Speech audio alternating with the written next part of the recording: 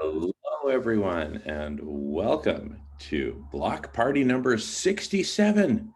This is our 67th 24-hour collective intelligence block party. Yeah, do the math. That's a lot of hours. So what do we have to show for it? Well, we're getting to that. Good question. Anyway, we're in the middle of this really awesome conversation that we've been talking about for the last few minutes. And we decided to record so that you can be here, because guess what? With you here, now it's perfect. Even though you're watching at a later time in the future, we're all cosmically connected and all that. So anyway, David, feel free to either A, recap, or B, just jump right back in where you were. I didn't mean to interrupt. Just wanted to record these golden eggs that are falling out of the goose. Go for it, David. Golden eggs falling out of the goose's well, right. Okay, so since I've been self-isolating for 10 years, not like COVID for like a year, for 10 years, because after emerging out of school and education, engaging adolescents, and learning about self-organization, self-discipline, social responsibility, and getting amazing results with kids. And then I went into the world of adults because, well, for various reasons. And then I just found that it was very difficult to transpose what I'd learned, or even for people to even hear what I tried to verbalize about what I'd learned. And then I would say, well, try this and a technique. And we did get some success. Okay, we did get some success, but it wasn't enough. And so I was right, that's it, I've had enough of that. And so I self-isolated for a few years, thought I'd give up, just do some maths.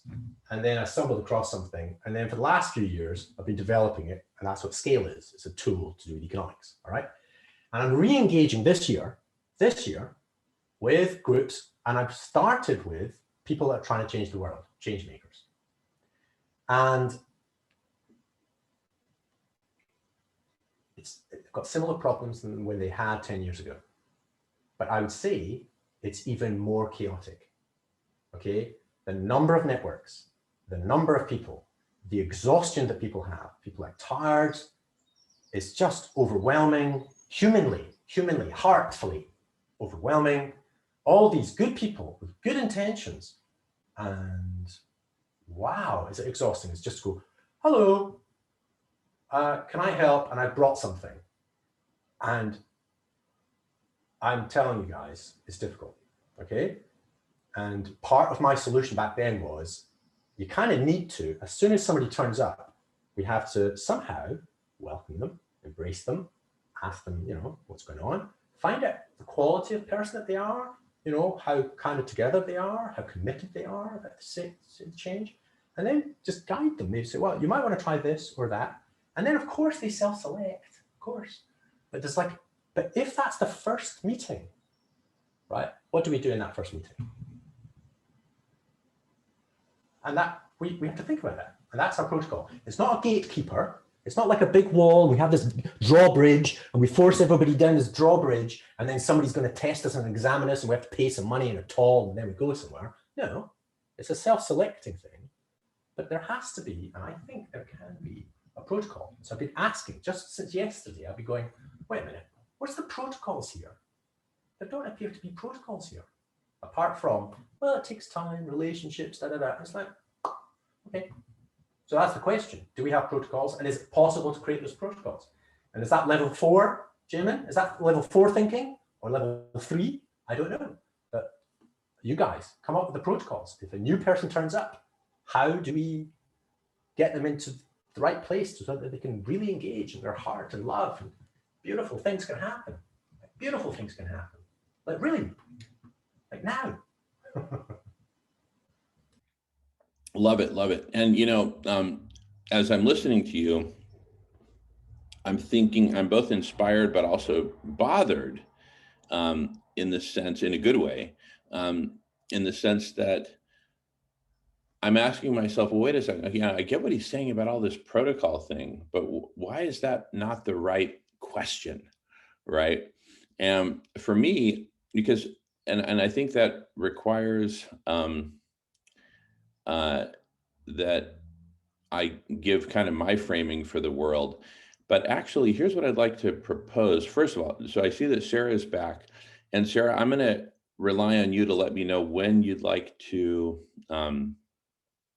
shift gears to the beach cleanup. No hurry, but just jump in and let me know.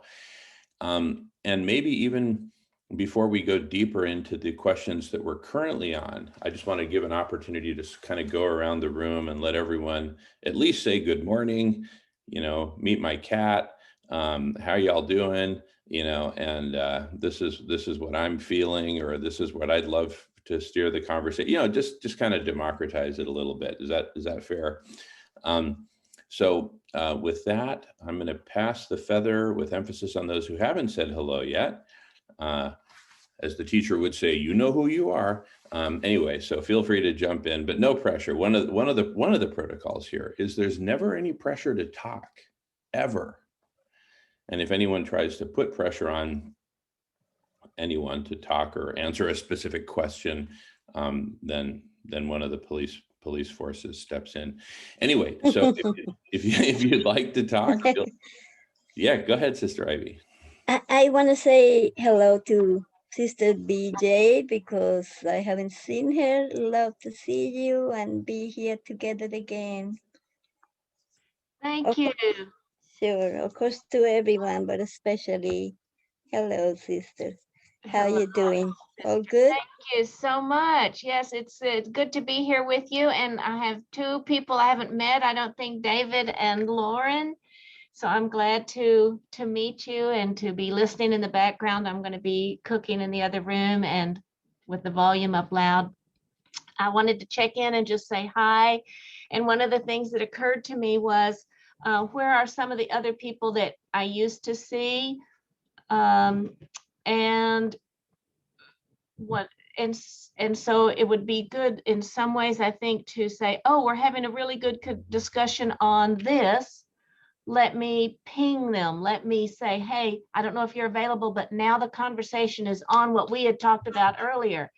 And so we don't miss them. Like, for instance, in one of the groups I'm in, we're talking about manifesting a house, and sure enough, it's coming about. Well, somebody else had been thinking about tiny villages, and somebody else had been talking about how groups get along together.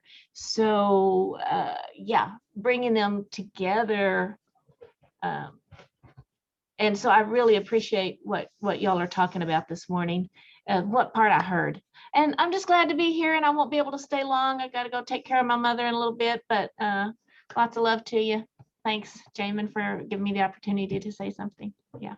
Absolutely, BJ. Great to have you here, whether in the background cooking with your cat. It's super cool to have you here, BJ. Love you so much.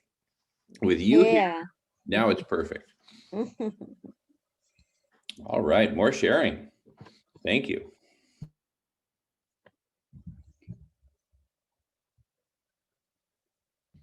All right, Sister Sarah has her hand up. Go for it, Sarah.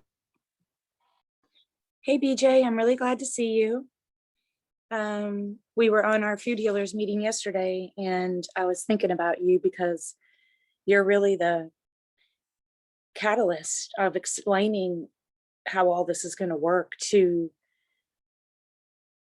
the pre-vegans, because the way we explain it is plant-based, because that's just a catchy phrase, right? We don't want to scare anybody off.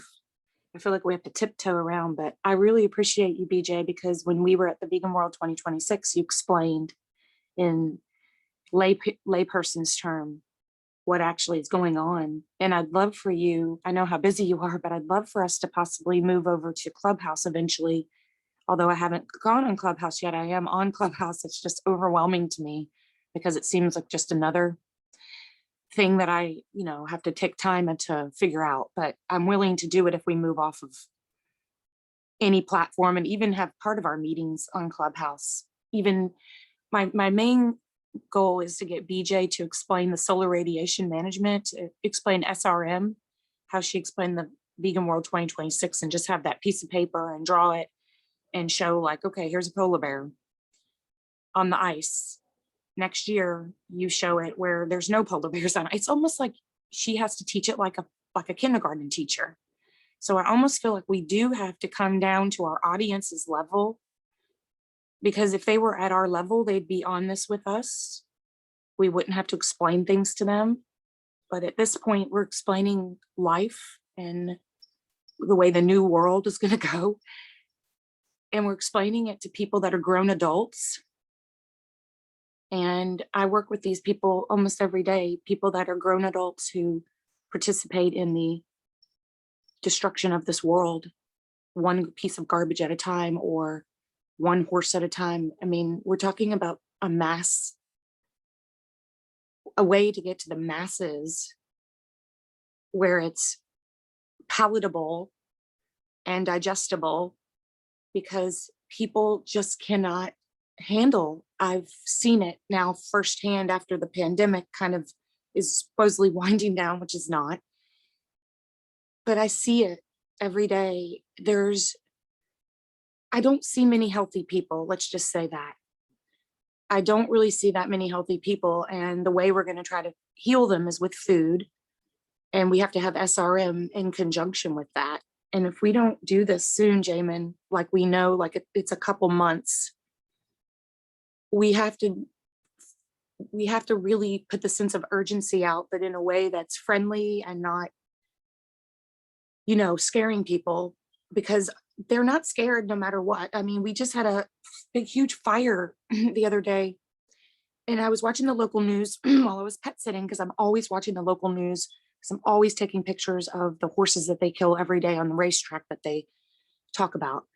And they always have stories about fires, but they literally just go, okay, well, gotta go. And then they go to the next story. Oh, Amber Alert, the girl was abducted. Okay, she's back home. Okay, great. Next, let's switch to the weather. It seems like every segment is, okay, back to the weather. We're having a big heat wave next week. And it's almost like we have to find a way to educate people about SRM in conjunction with food really quickly. I feel like it's an urgent issue where we have to do it. And within the next, like I said, 2 months, we have to get on a mass scale of, we are feeding people, and we're trying to build that up in LA, but I feel like it's just not quick enough, because I don't want to rush it. We're just doing this one event, then we have one more after this to ease into it, to see it, feel it out, because we need to make sure we're healing people and feeding them healing food so that they actually can think and have any type of coherent thought. I mean, I would love to have everybody weigh in on this, but it's really to the point of that. It's really to the point of, we are melting away. And I don't think anybody besides like about 12 people and maybe Guy McPherson are even conceptualizing this. So what do you think about that? That's a great question. I'll just weigh in for a quick moment here before I pass on the feather. But basically, there is the action that humanity could take of deploying SRM, solar radiation management, mirrors, essentially, all around the world to reflect sunlight back into space to cool the planet very, very quickly. And I believe, as many of us do, that that's the only way to cool the planet in time to stop the runaway train of exponential planetary overheating, which objectively will kill us all, not just humans, but most complex life in a relatively short period of time. In a span Guy McPherson is predicting human extinction in the next 5 years if we don't stop this runaway train very, very quickly.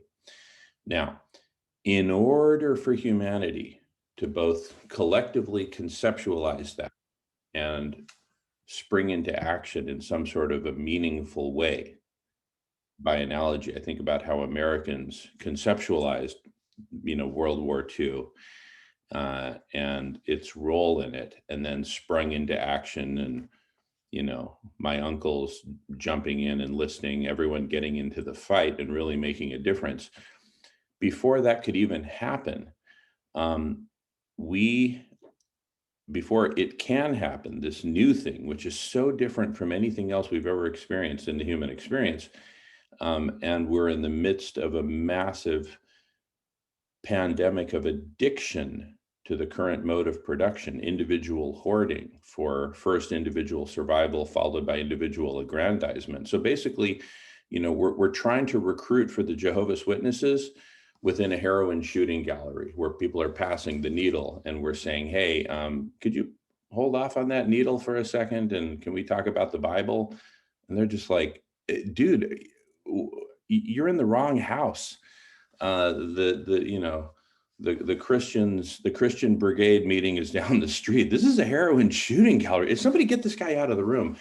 And that's very, very common. I'll talk about it, some examples of that a bit later. Even within the so-called transformational community, I've been the target of waves of character assassination attempts by a supposedly transformational network within the chrysalis, within that says, hey, we're it's one of the networks that's part of the Nesh, the sign network, which is a significant player in this space. Anyway, here, let's say, Annie, welcome back. Annie, great to see you. You're on mute, and that's okay. Marco, brother, welcome back. Hey, morning. Hey, good morning. We are recording. We're in a deep conversation. Sarah, I'm going to again ask you to kind of direct traffic here for when we shift to the beach cleanup, but we're talking about, we are recording, and we're talking about some very important stuff here about how do we reorient humanity, reorganize humanity to focus on these existential crises like exponential planetary overheating, and how to do something about that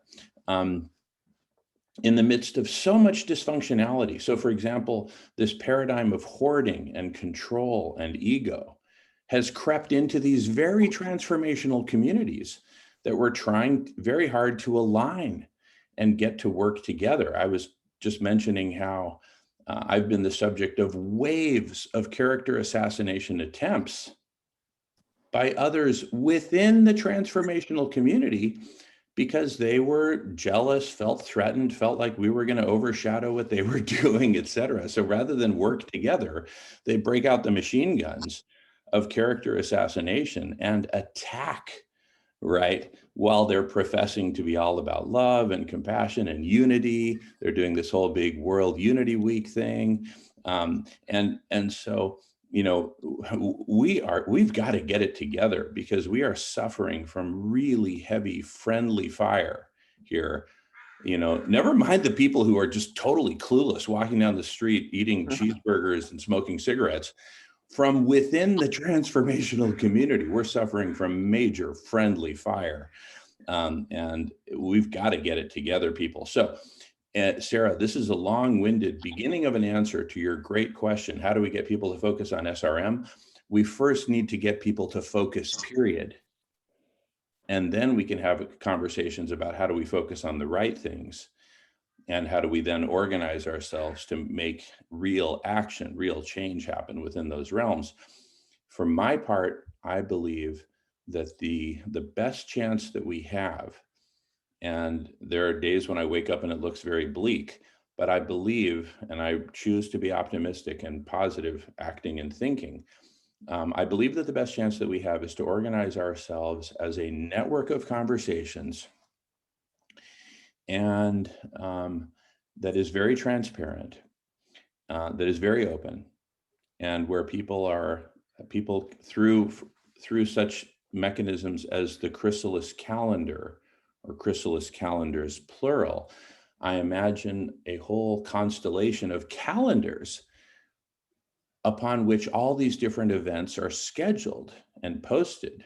Even the ones that just happen right now spontaneously, that can be posted and say, hey, we just out of the blue branched off and started this conversation. It wasn't scheduled weeks ago or even minutes ago. It's just happening now. But that there be basically a star chart, a map of the heavens of these different conversations, so that people can find them. And of course, once we have that basic map, then you can imagine all kinds of tools and systems overlaid on top of the map, right? Which talk about, which help you search and find. And you could say, listen, if anyone starts talking about SRM in the oceans, ping me because I want to be there, that kind of thing. So put in those requests for notification that can be automated and all that. And likewise, advanced search capabilities and all kinds of good stuff and ways to invite your friends and all that.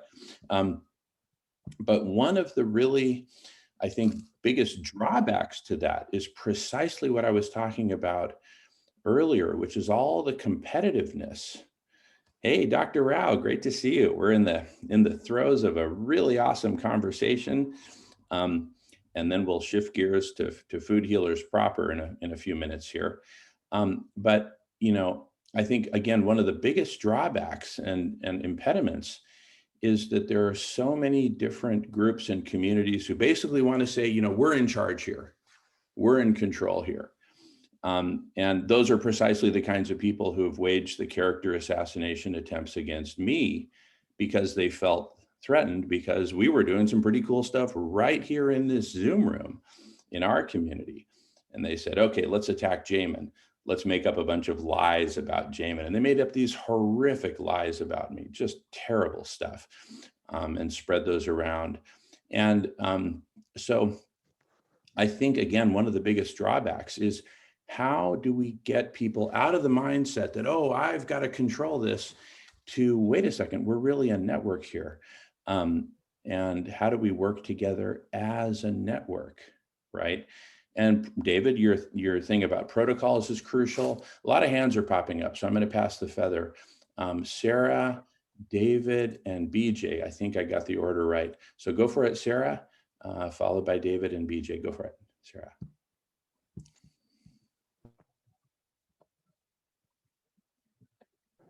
Hey, can you hear me?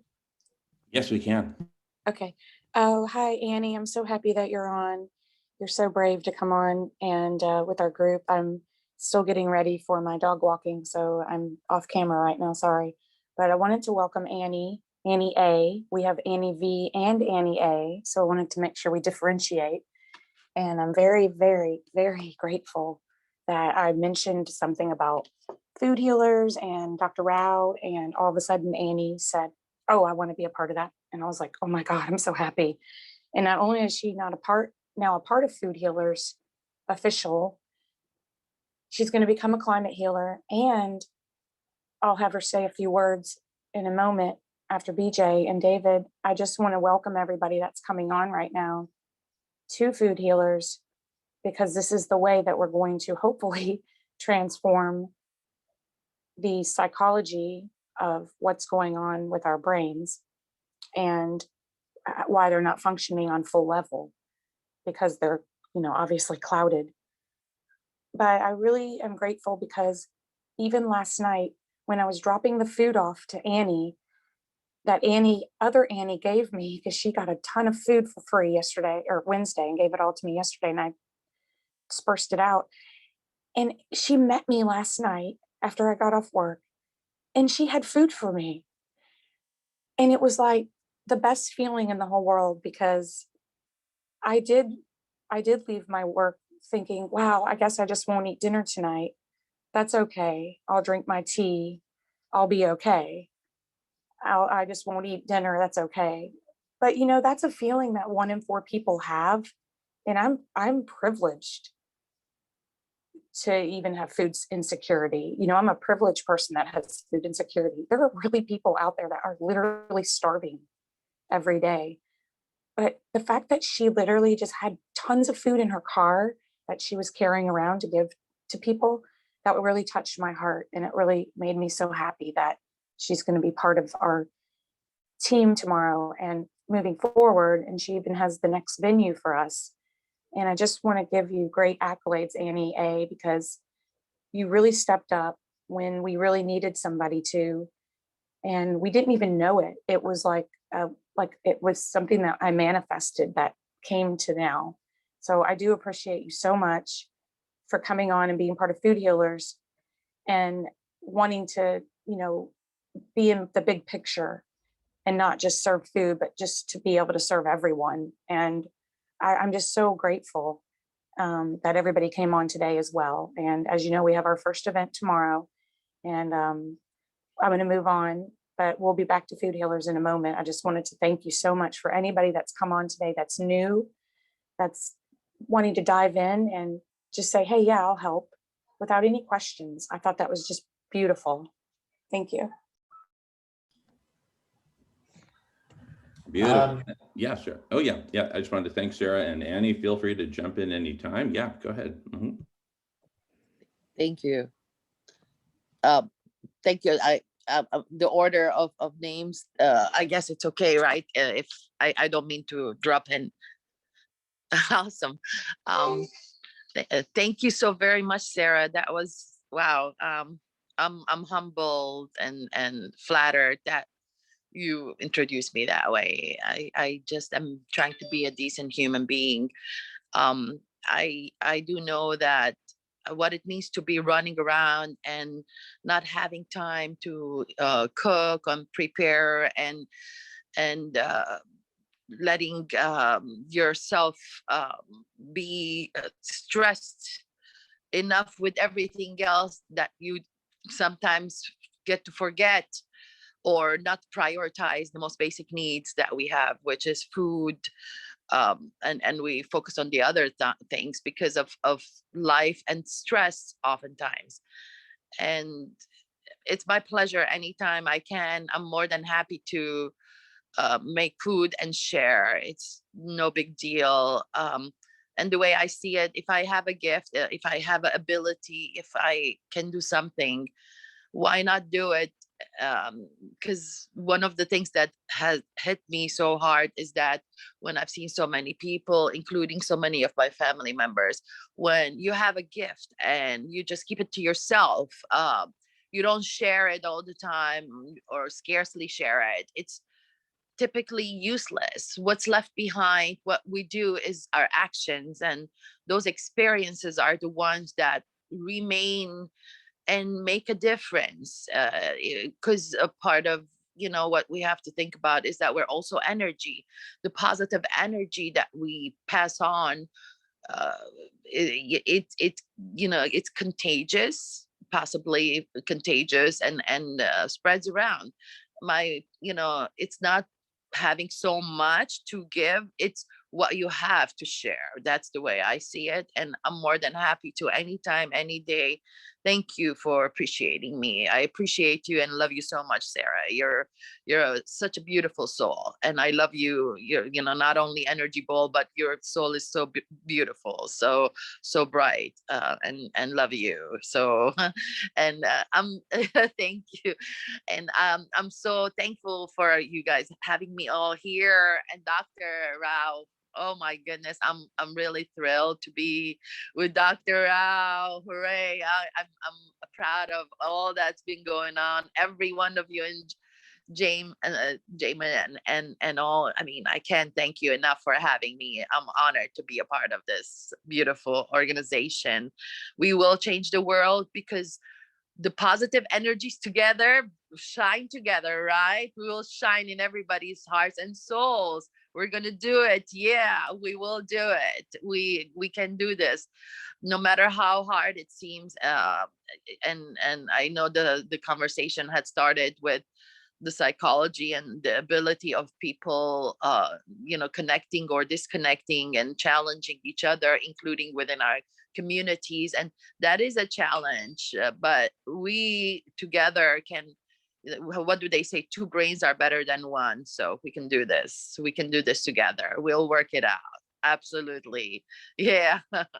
Thank you. Thank you so much. I don't want to take too much of everybody's time. Thank you so much for letting me jump in between the order that you guys had to. Thank you, everyone. Appreciate it. And an honor to be here. Much love to everybody. Thank you. Beautiful, beautiful. Thank you so much, Annie. A beautiful thing just happened, and I'll get back to, I know David and BJ have been waiting patiently in the queue, and I'd also love for Dr. Rao to weigh in. But I first want to just comment, that a beautiful thing has happened, which is that we have woven together two very big conversations, one that's kind of big and broad and largely theoretical. How do we bring the world together in conversation as a network of conversations?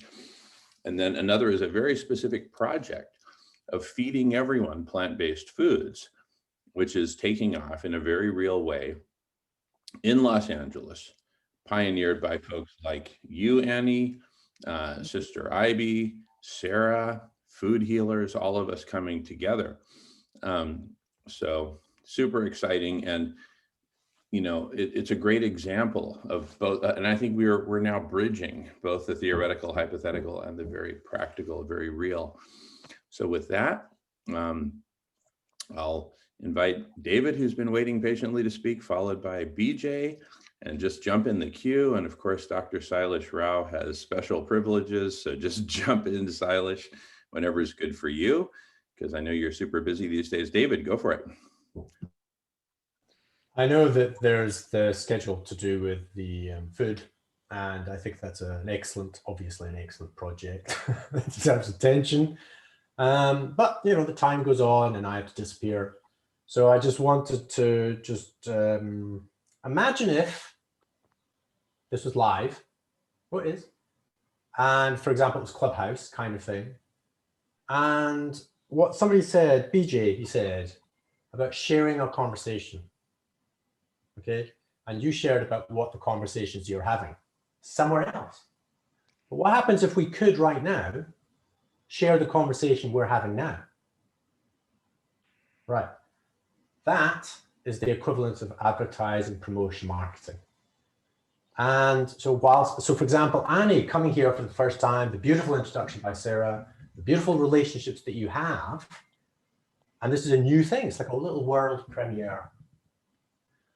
And if people, oh, this is really nice, and it's about food and so on and so forth, so please come along here. And I know a couple of people that might be interested, and I share it with them, and they turn up. While Annie's going, oh, an incredible privilege to be here, and they're just like, wow, okay, what's going on here? Because it's live. Annie's energy is a living thing right now, not the world and state of the world and everything else. It's Annie right now being invited by Sarah. That just happened yesterday, and it's live, it's happening now. That. All right, so it's not about later, oh, we had this great conversation and Annie turned up. No, it just happened now. That was the world premiere. And so if somebody turned up now, if we had that way of sharing and they turned up because Sister AB shared with a friend and then they turn up now, we'd say, oh, hello, why are you here? And they go, well, you know, Sister AB, she invited me because of this thing and the food and I did that. Oh, wow. And so you get this wave happening. Now, I think we are this close to creating a wave, a soliton, a wave, a continuous wave. Imagine, and that's, I think, what Jamin may be trying to create, some kind of structural thing. All right, it's about manifesting our listening and improving our listening and activating through sharing while we're listening and having money flow. So that when people turn up, we can say, oh, who are you? What are you trying to do? And they go, oh, I'm trying to do this, but I don't have enough money. Oh, that sounds like a really good project. Here's, 1,000. Here's 200 quid. And they just go, holy crap. Right, somebody, look, my friend, let's go, come in here. And so, look, the point is we're very close, but it requires protocols.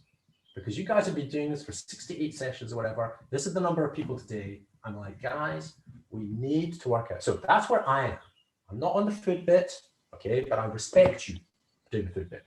But we need to get the little protocol right so that more money and people come into, like Annie and Sarah, okay? And so for me, that's very attractive. It's not about educating people. And I go, I've done teaching. Let me tell you, educating people is dull. However, show them something true and something they can do, they love it. Okay, so if people can take part, get a bit of money, go away and then do something, go, this worked. Somebody, this works. I'm just like, wow, you guys, everything, oh, well, and lots of very exciting happen, all right? But my focus is on the protocols, as I suggested earlier. You guys are lovely. I can sit and listen to Rebecca because I definitely want to listen to BJ, all right? But I'm going to be disappearing soon. I love you all. And, if I could take part and help you, I would love to. I've got a tool that can help, but we need to use it. All right. Okay. Just as a clue. All right, BJ or Jamin or Salesh or anybody else, take over. Brother David, thank you so much for all what you said, and thank you for being here.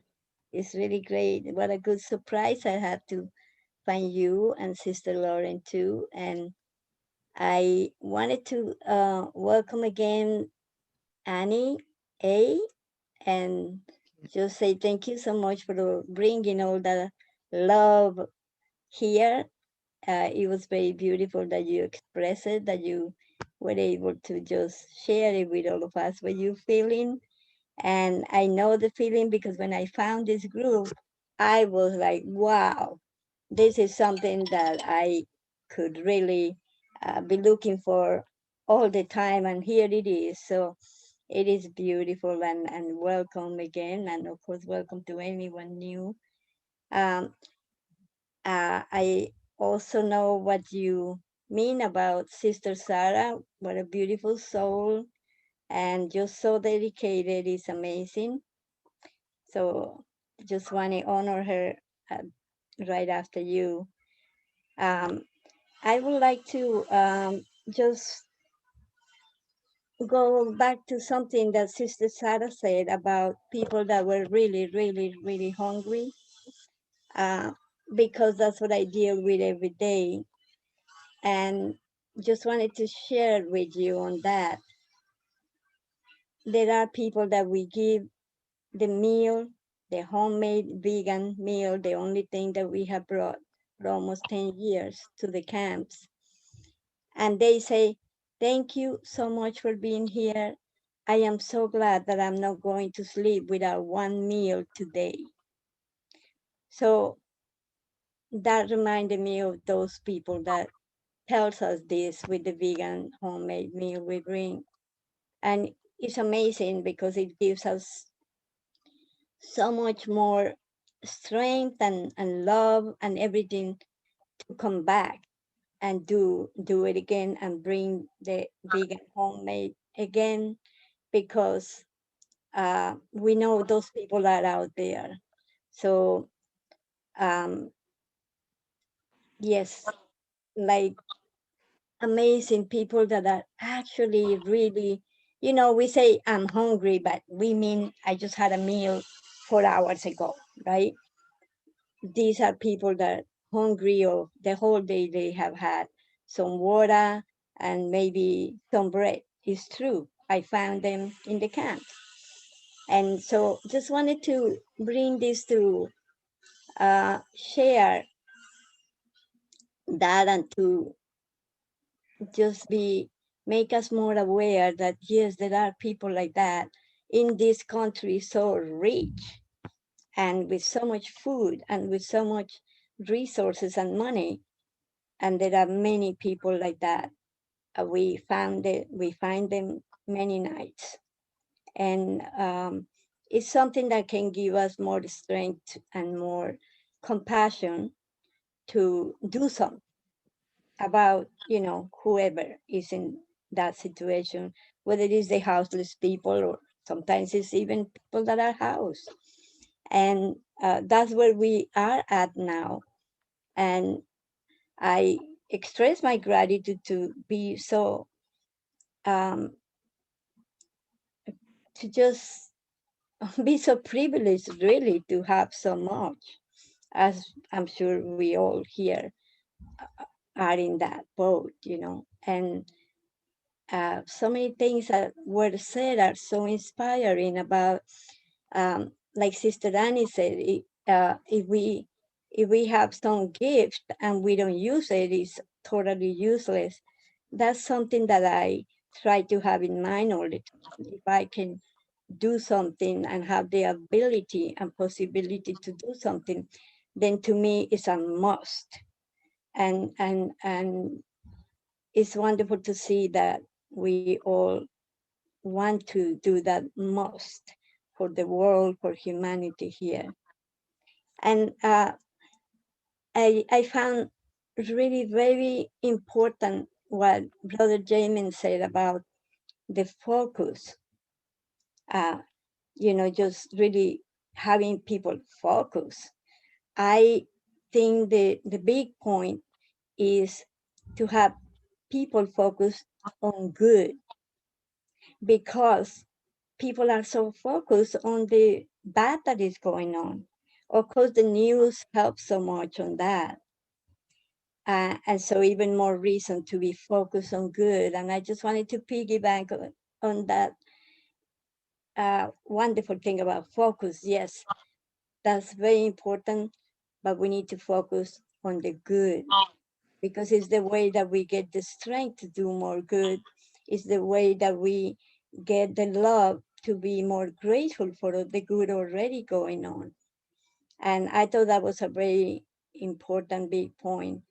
So thank you so much to all of you bringing this inspiration and this love. Thank you, Sister Ivy. I'm BJ, and I'm grateful to be here today. I didn't expect such a lively conversation and motivating conversation and inspirational. Thank you, Sarah, again for bringing up the time frame of it and using SRM and veganism, and reminding me that I can use some of the skills that I have, and we'll try to imagine now what kind of a chart or something we could use to help with that. And thank you, David. I do think we do need some protocols. I'm not familiar.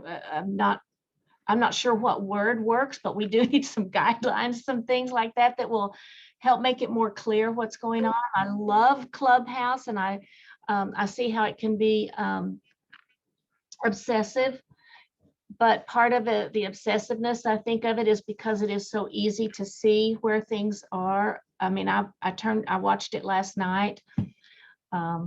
I could go through the rooms and see what conversations were going on. I could type in vegan, I could follow people and see what they're interested in. And it just kind of opened up a whole new world.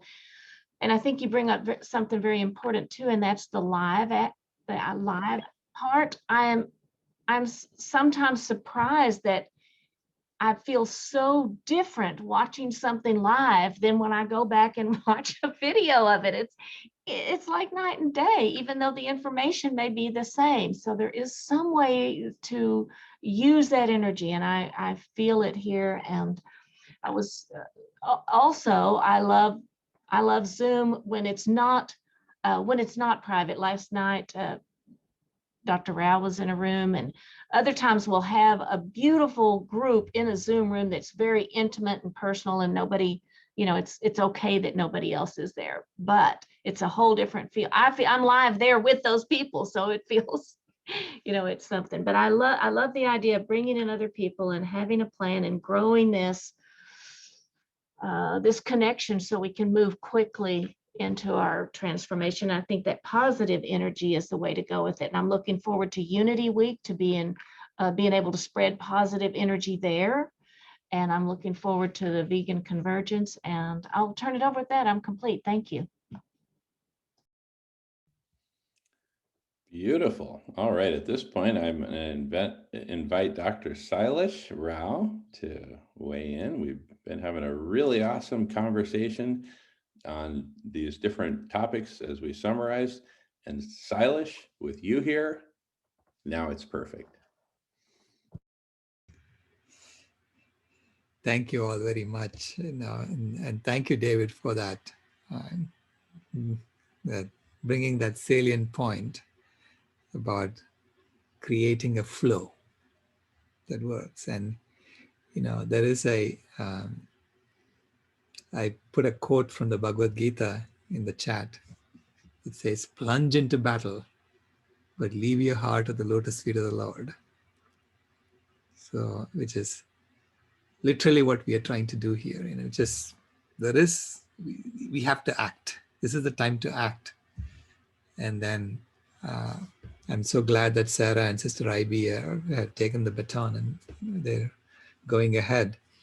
And simultaneously, I have to announce, it's good news that we are manifesting a house in Portland that we can all work together in. So, and so we'll be there. And I got permission from my wife that I can go and stay there for a month at a time until December. But she says, come back by December because during tax season, I need you here. So other than that, I'm there.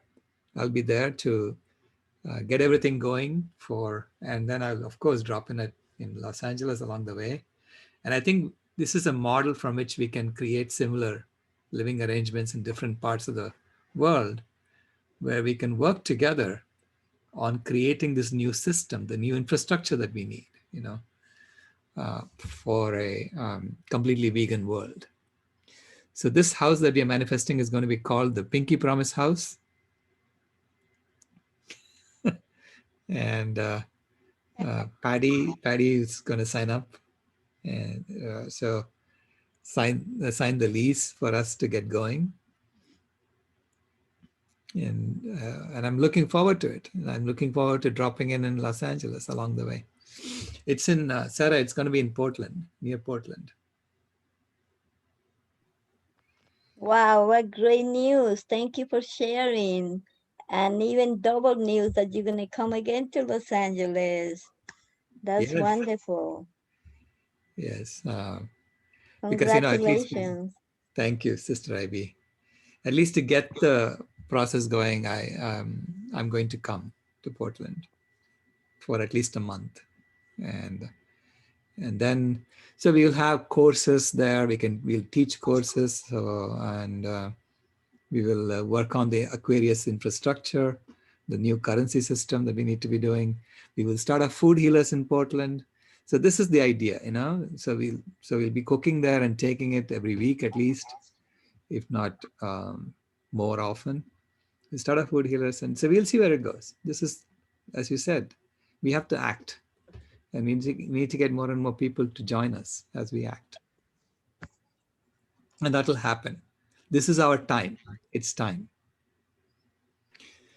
The new documentary, They're Trying to Kill Us, is coming out on June 19th at the Tribeca Film Festival. So I will put the link for that on the chat.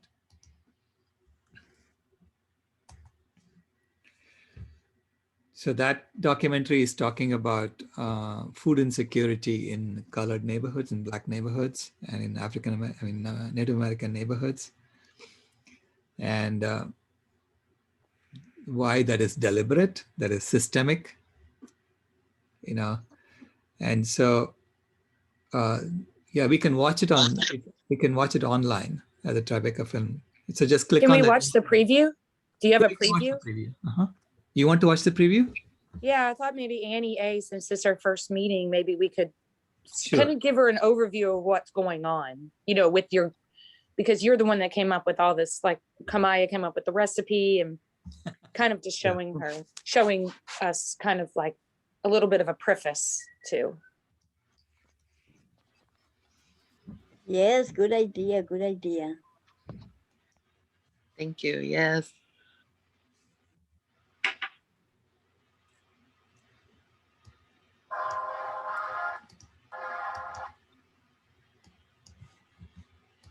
Hold on, let me share it.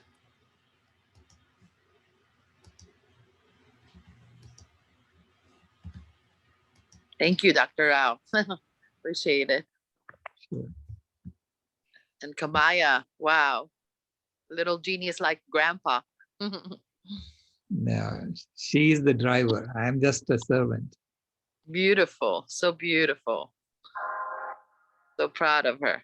This is the neighborhood I grew up in, right in Ferguson. A friend of mine was actually shot in his driveway, right there. You put drugs in the communities, put guns in the communities, put disease in the communities, put poor food in the communities. All these things are designed to shorten your life expectancy. It's by design. It is not accidental that this is what's in the hood and this is what's over there. There's actually an active hand in making sure that we living like this. It's all about control, money, and survival tonight. Your death is not an expense to them, it's an expense to you. They're trying to make money from it, even if it's at the expense of killing us. You just die slow. Your family just watches you die. The alcohol industry, fast food industry, tobacco industry, Target, communities of color. Your health is not their main priority. They're trying to keep you safe. We are in a state of emergency when it comes to our health. Keeping people sick is very expensive. Value on pills, value on dialysis, value on medicine. You going to the hospital for the regular to see your doctor. Everybody's getting paid except you. Big pharma, pharmaceutical companies making billions of dollars off of all of us. As long as they can make that dollar, they don't care if you live or die. It's something about being here that's making Black people sick. Everybody's getting paid except you. You hurt. There are more dangerous and harmful chemicals in products made for women of color. It absolutely is a crisis. They don't make a dime for that. The dope game. It is the dope game. It's just another gangster come out. Look at the hidden hand, you see that government is feeding the crisis. They fed wrong knowledge, side over food. It's about money over people's health.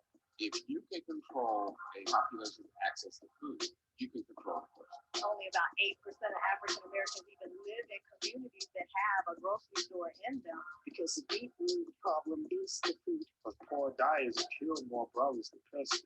We fighting for our lives like Michael Biggs did for us. As Black men, we're dying off so quickly in so many ways. It's here, in our community. They don't want a healthy population. That is injustice. Plain and simple. The powers that be are making that money at the top. They trying to kill us.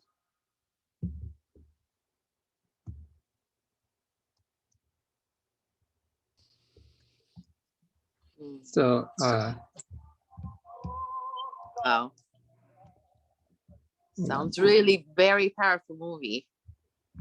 yeah, it is. It's a very powerful movie, but and I'm having the producers on my podcast on Tuesday, the Vegan World 2026 Moonshot podcast, and we're going to be discussing, taking it from there to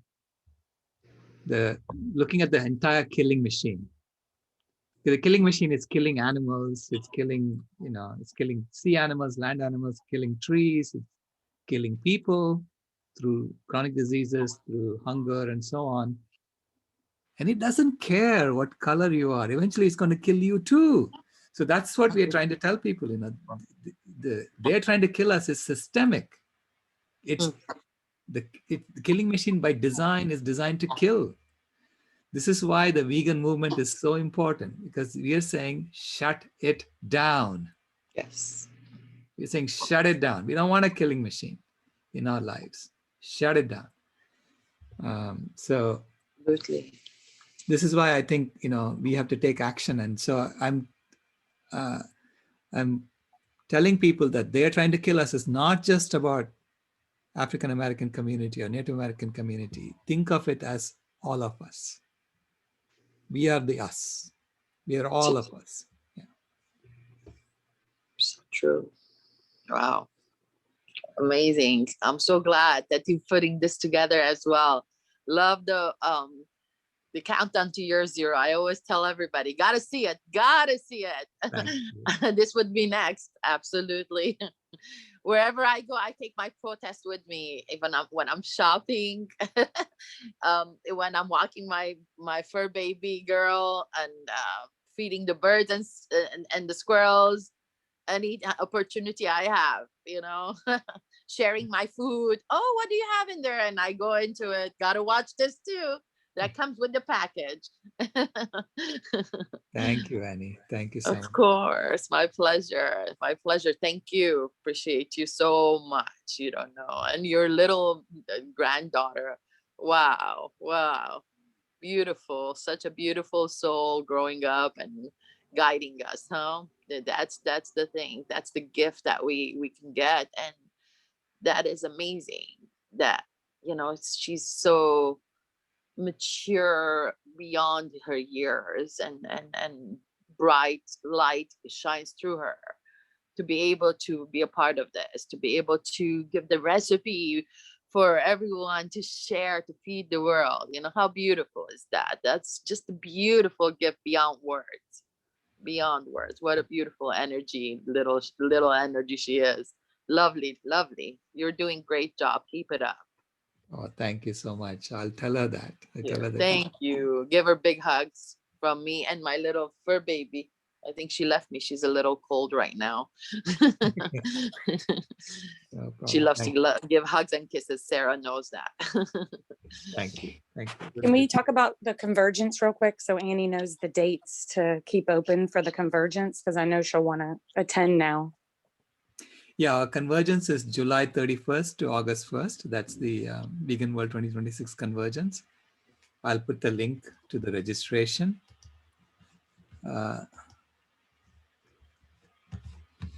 And we are also hosting a Vegan World 2026 Zoom room during World Unity Week.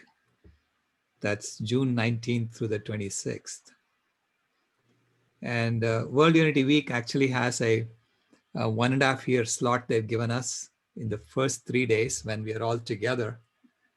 They've given us a 1.5 hour slot to talk about veganism is essential for world unity. Absolutely.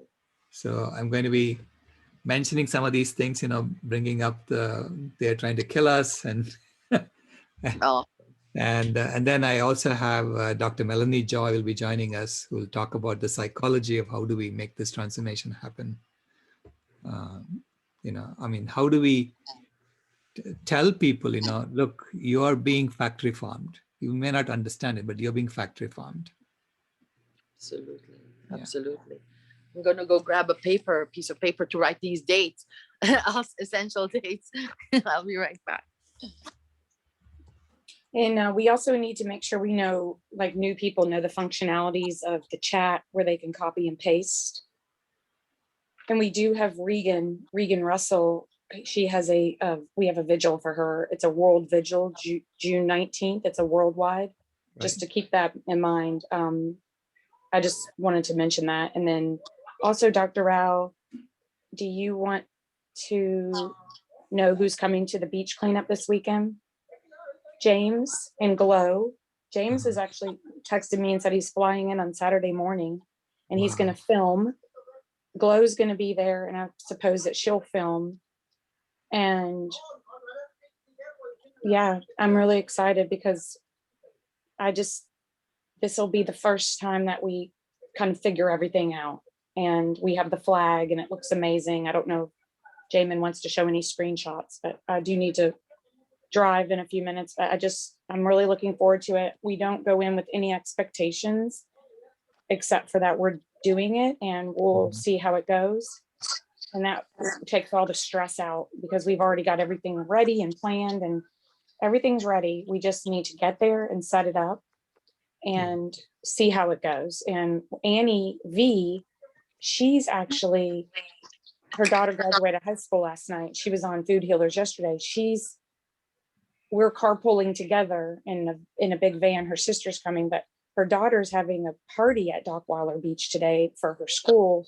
Because I was even thinking, who's going to come to this beach cleanup and free food? Like, there's not going to be anybody. And she said, no, you have a captive audience at the beach because everybody goes there. It's the weekend. It'll be real crowded. So I don't know. I'm going to see. She said she also, people go there and get the space for the sunset. They want to get right at the best spot. So people go there kind of early. So our thing is from 3 to 6. So we'll just see. I don't, in my vision, I don't see more than 50 people accepting the food or even less because people are weird about they'll accept, like I said, they'll accept a free turkey thrown through their window from a food pantry that's been 4 years in a freezer. Right. But fresh stew that's coming out of an Instapot, it's just, we have to kind of touch and go because Himmel was able to do this. But remember that Himmel started out with just a few people and then it kind of grew. So we just want to make sure that we go into this with just manifesting that it's going to go great. Everything's going to be perfect.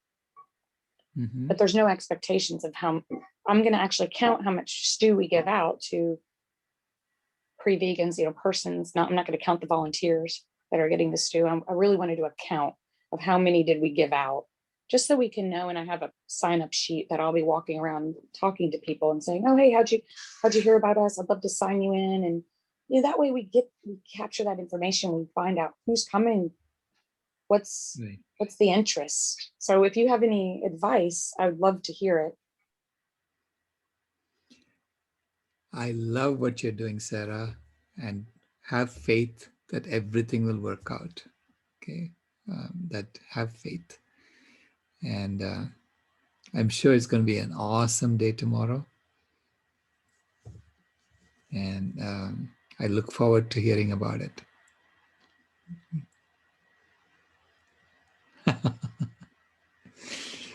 Thank you. That's the sign that Sarah had made, Love All, Feed All, sponsored by Food Healers. So you Can see. you show it again, brother, please? Because Sure. it didn't really. Yeah, it's Love All, Feed I'll All. actually show the flag. Give me 1 second. I have it with Sure. me. Okay, I was great. going to ask that. Thank you. Yeah. I love to see it. Is that's tomorrow? Yes, it's That's tomorrow. Okay. So I'm going to show you. There's some construction going on outside my house. Sorry. Okay.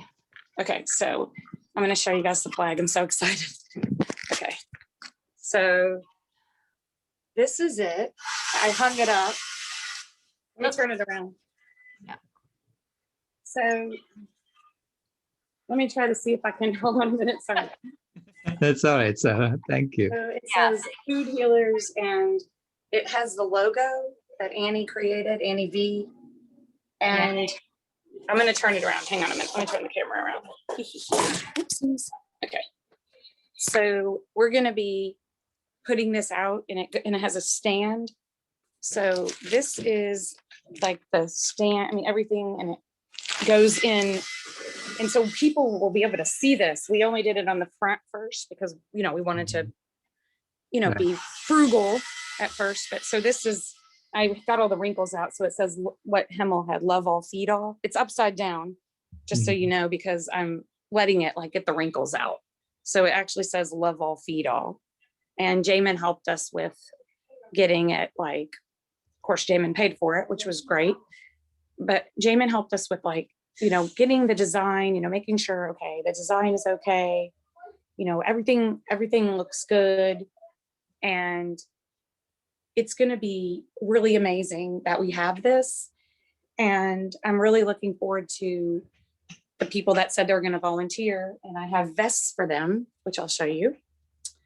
So this is the vest I came up with. I don't know if Dr. Rao knows about this, but I'm going to set this down for a second. Okay, sorry. Trying to go to work too. Okay. So this is the vest that the volunteers will wear. And on the back, and it's a a great vest. I have different sizes. And the idea is that this is reflective, of course. And when you're wearing the vest, which I wear it all the time now, it's a part of my clothing. I just wear it every day. I just walk around wearing this. It's hilarious. So when you wear this vest, you are safe. You're a safe person that they can come to if they need information.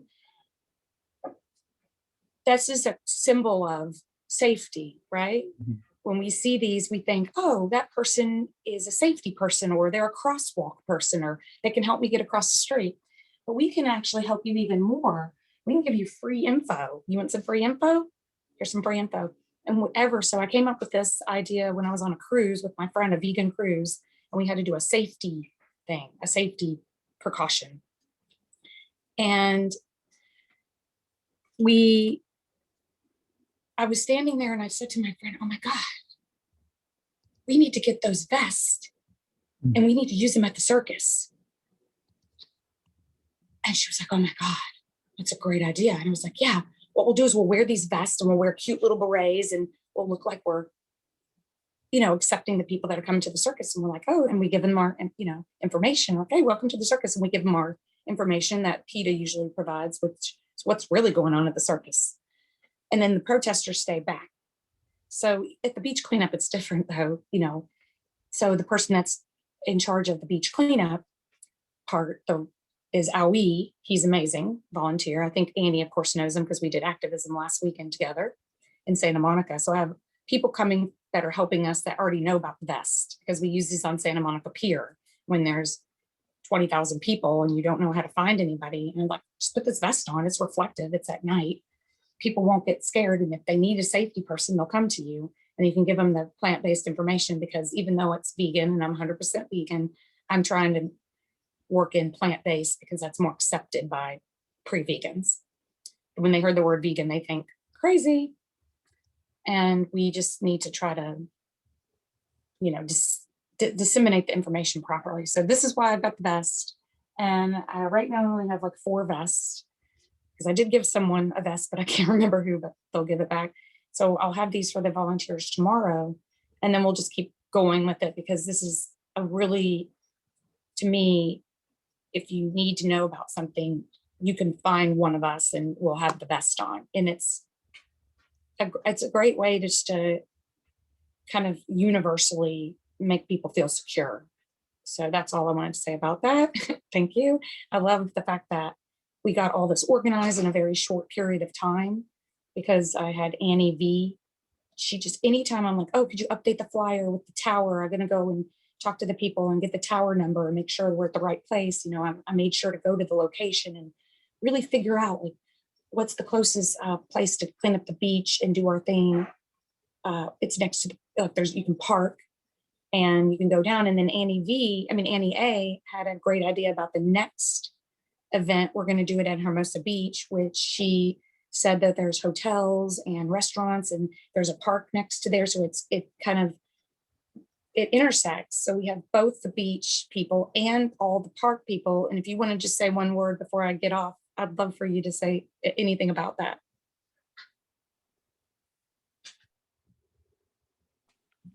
For me, yeah.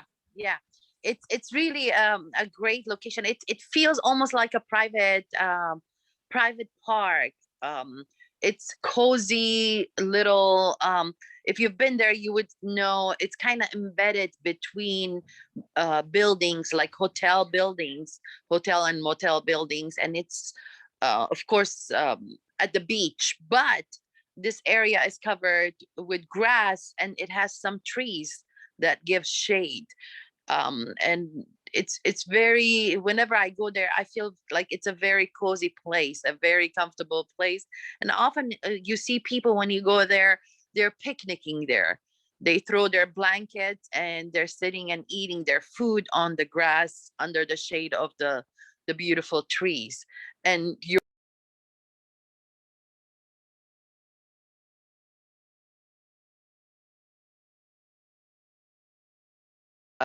it feels like a beautiful energy for me. So I'm hoping we can do it there next time.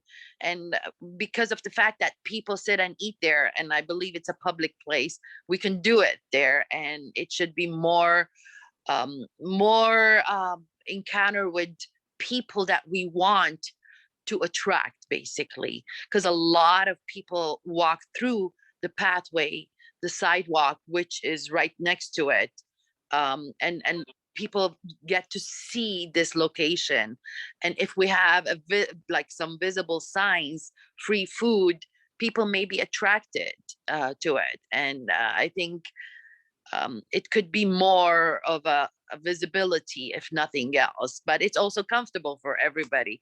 I personally like it because whenever there's trees and vegetation involved, I'm really excited, especially at the beach, which is not too typical.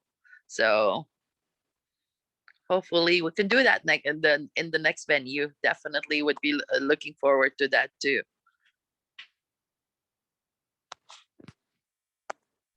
And then Dr. Rao, also Annie V printed the recipe and all the Zoom links for how to join our group and everything. And she's got stands, like professional stands that we're going to put them on the tables. So when people say, well, what is this? You know, it's like, well, it's approved by doctors. And, you know, that's it. It is approved by doctors because it's Physicians Committee for Responsible Medicine, which will have that PCRM.org link. But yeah, this is just so simple. It's just so simple. It's a base, we're filling a basic need. So the other thing I said is if we get publicity, and I'll be going live for Jane Unchained for a very small clip, we will get publicity and somebody would ask us, you know, we don't need to go into a whole long dissertation about why we're doing this. It's like, we are fulfilling a basic human need, and that's it. That's what I love about Dr. Rao is he makes it real simple where we don't have to go into some long explanation. It's just like the weather person. It's gonna be sunny, sun's out, common sense. So it's just basically, that's what we're doing. We're fulfilling a basic human need. And I think that's a really important fact to stick to so that people don't start, well, vegan, blah, blah, blah, blah, blah, vegan world. These people, they don't even know what world they live in now. Okay. All they're thinking about is Captain Crunch. Okay. I promise.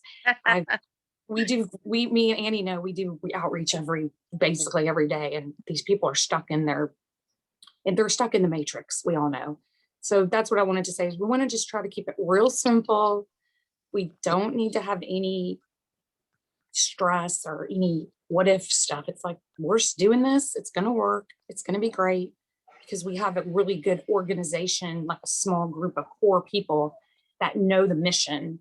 And that's really the most important thing. That's why James Aspey says that he has never worked with anybody ever.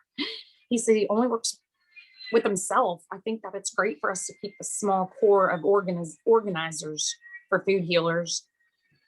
And I'm really happy that Annie is on, Annie A, because she knows that we're going to have a vegan world. And that's what we need to go towards, is just a small group of people that know that, and then we spread it, but in the right way, because we just don't want to go out there and it's a bunch of vegans giving away vegan food. That's really not what it is. We need to frame it. So maybe Dr. Rao can make it more succinct, but I think it's just when someone says, well, what are you guys doing? And well, we're just fulfilling a basic human need, and smile. And I don't know, what would you think? What would you say? That's perfect, Sarah. That's what we are doing.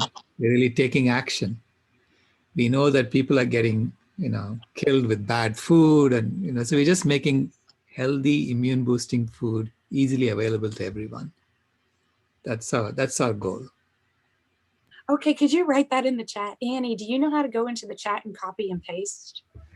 Or you can save the chat, Annie. Can I tell you how to save the chat onto your computer? I'd love to. Yeah, okay, definitely.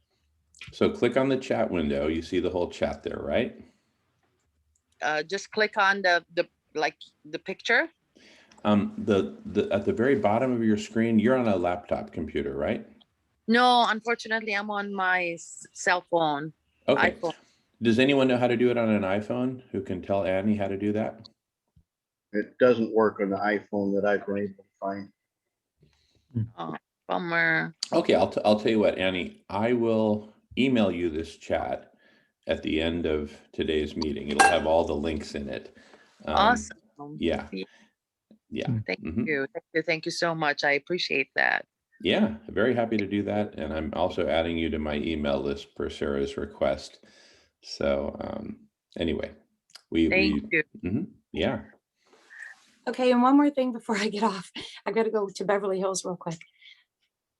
I wanted to see if, and also we can also have music at our events too, because Annie sings, Michael plays the guitar. So they also bring the musical element in.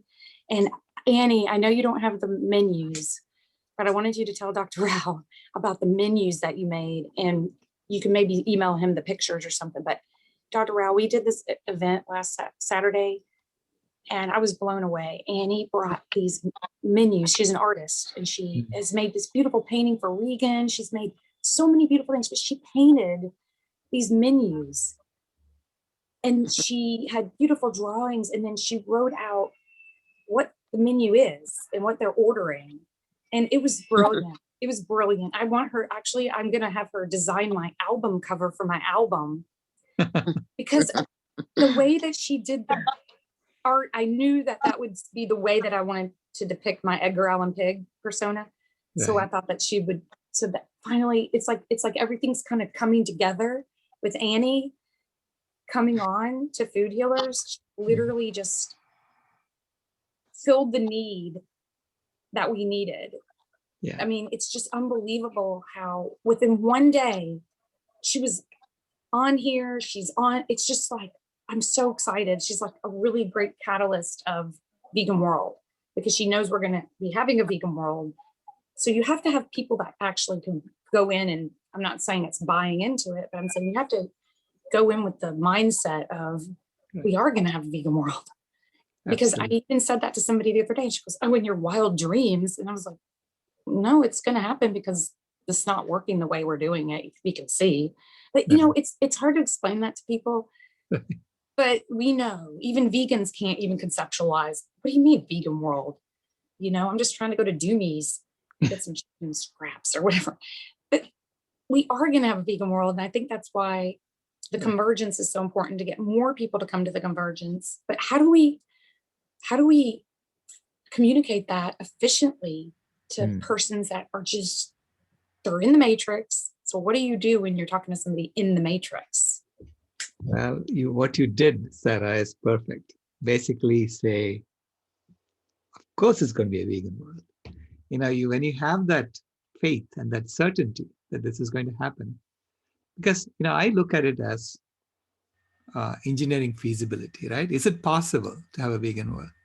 What does it take to shut down the killing machine? Nothing. Just shut it down. It's simple. You can shut it down and we'll be perfectly fine without it, right? So when you recognize that the world is feasible, then it's a matter of how do you get it? You know, it's feasible to get it. So how do you go about getting it? So that's what we are doing. You know, I mean, if something is infeasible, if someone says it's impossible, if I suddenly say I'm going to go to the Andromeda galaxy by next year, and you say, okay, good luck, right? but I'm saying something that's entirely feasible. So this is what engineers do. We first figure out whether it's feasible, and then we assume it's going to be done, and then we work our way to getting it done. Okay? That's how engineering works. That's how this entire internet worked, right? We had it in our mind. How do we create this? And then we implemented it. And voila, it worked. Why? Because when we started, we knew it could be done. So it's a simple process in that sense. But you have to have that mindset that it's going to be done. Because if I work with a team, even an engineering project, if I work with a team and everyone in the team believes it cannot be done, it will not work. It will not work because they won't have their heart in it. Okay? But if I work with a team that has the confidence that it can be done, usually they pull through. They figure out any problems, you know, and they solve it, and eventually it happens. So this is why I love the kind of team you are building here, Sarah. So you have that certainty it's going to get done. Like Jamin, you know, I mean, this is the beauty of what we are doing. This is going to be done. No question. Because this is what the Mother Earth is calling us to do. That's beautiful, brother. That's beautiful. There's some quotes that I would love to share. One says, "Things are only impossible until they are not." And that's what you remind me of, that quote. It's very wonderful when you think something is so big, maybe at the beginning, you know, like it's so huge. Things are only impossible until they are not. And then like, oh, okay. And the other one is about what dear Sister Sarah said about Annie coming in, reminded me of this quote, divine love, what we call God, divine love always has met and always will meet every human need.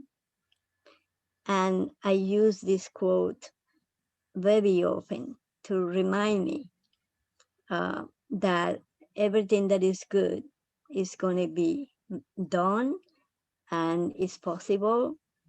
And also that it's not really on our power, but that there is a way greater power.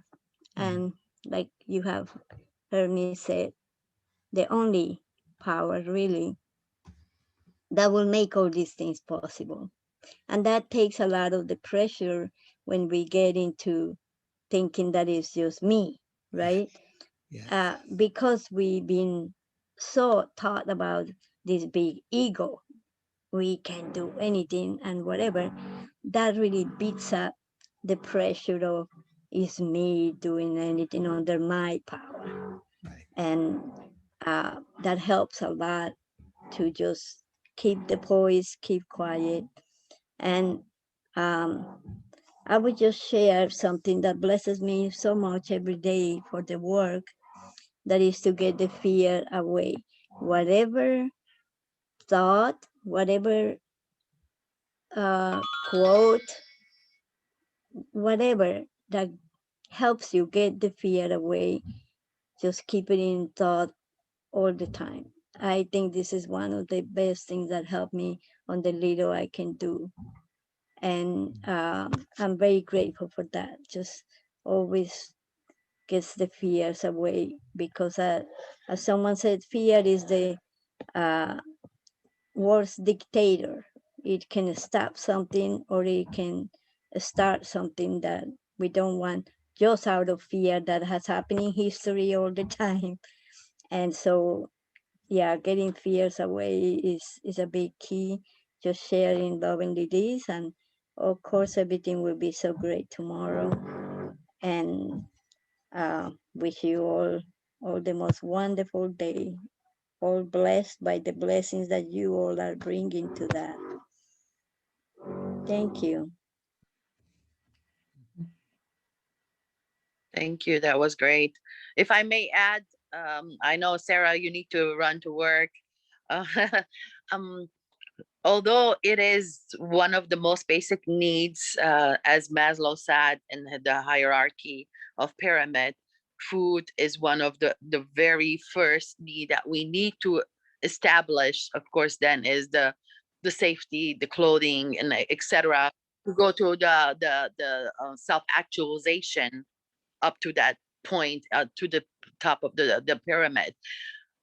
And it's also very dear and near to everybody's heart because it's an essential. And often people relate to food with some positivity or comfort. And oftentimes it's applied as comfort food. I think that's one of the things we're trying to do to bring that positivity, although it seems minute, it's bigger, much bigger than what it seems, I'm gonna say, because once people start associating it with comfort, with joy, and as Sarah said, how to make it light and beautiful and enjoyable. So this could be something very positive face for the veganism, for the plant-based veganism that we're trying to do. And of course, consistency, being persistent and consistent with what we're doing again and again, and be available for people as much as of course we can.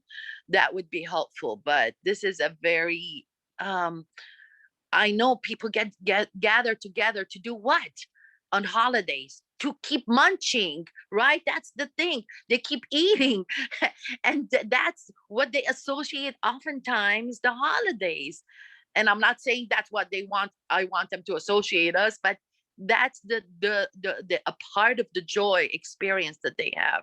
And I'm looking forward for people to have that joyous feeling, that blissful feeling from eating, although something very minute as the stew. It's still, that's what we're trying to pass on with that little cup that we're going to give, little container that we're going to pass on. It's the blissfulness we're trying to pass on, and that is pretty big in my opinion. And that is such a blessing to be able to do that. And thank you, Dr. Silas, for bringing that, and your granddaughter and Jameson and Sarah, all involved. Thank you so much, every one of you. it's although it's small, it's so big as well. So it's a beautiful blissfulness. It's the essential of life, food and water. We can go with lighter clothing and everything, but we can live in a cave, but without food and water, we cannot survive, obviously. So that's the blissfulness of providing food. So thank you. And I agree with Sister. I'm sorry, what was Sister is Ibsen, right? Ivy, Sister Ivy. Sister Ivy and Sarah and everyone here, you know, all what you're contributing. This is blissfulness, because 2 minds is better than 1. Always, we can always bring forward everything we're doing with complementing each other, completing each other. And in regards to the menu, I know Sarah, sorry, I tried, I copied and pasted. It came out as just numbers and letters. Even the flag was on it, the copy and paste that I put in the chat. I'm sorry, it didn't come as the photo that it should have been. I wanted to share it with everyone. One, the flag picture that Sarah had sent me, and then also my menus were there. So I don't know how to share that too. I need to learn that. I don't know if I could do it over the iPhone either. So yeah. So I'm looking forward to it. Tomorrow is the day. Wow, exciting. Beautiful, beautiful. You know, I've got a couple follow-on thoughts to all this wonderful conversation. One is that as you talk with people, if anyone has like a challenge or wait a second, I think this is impossible or da-da-da or whatever, we can just invite them to come to this meeting here, right? Let's say we have the biggest detractor you can imagine.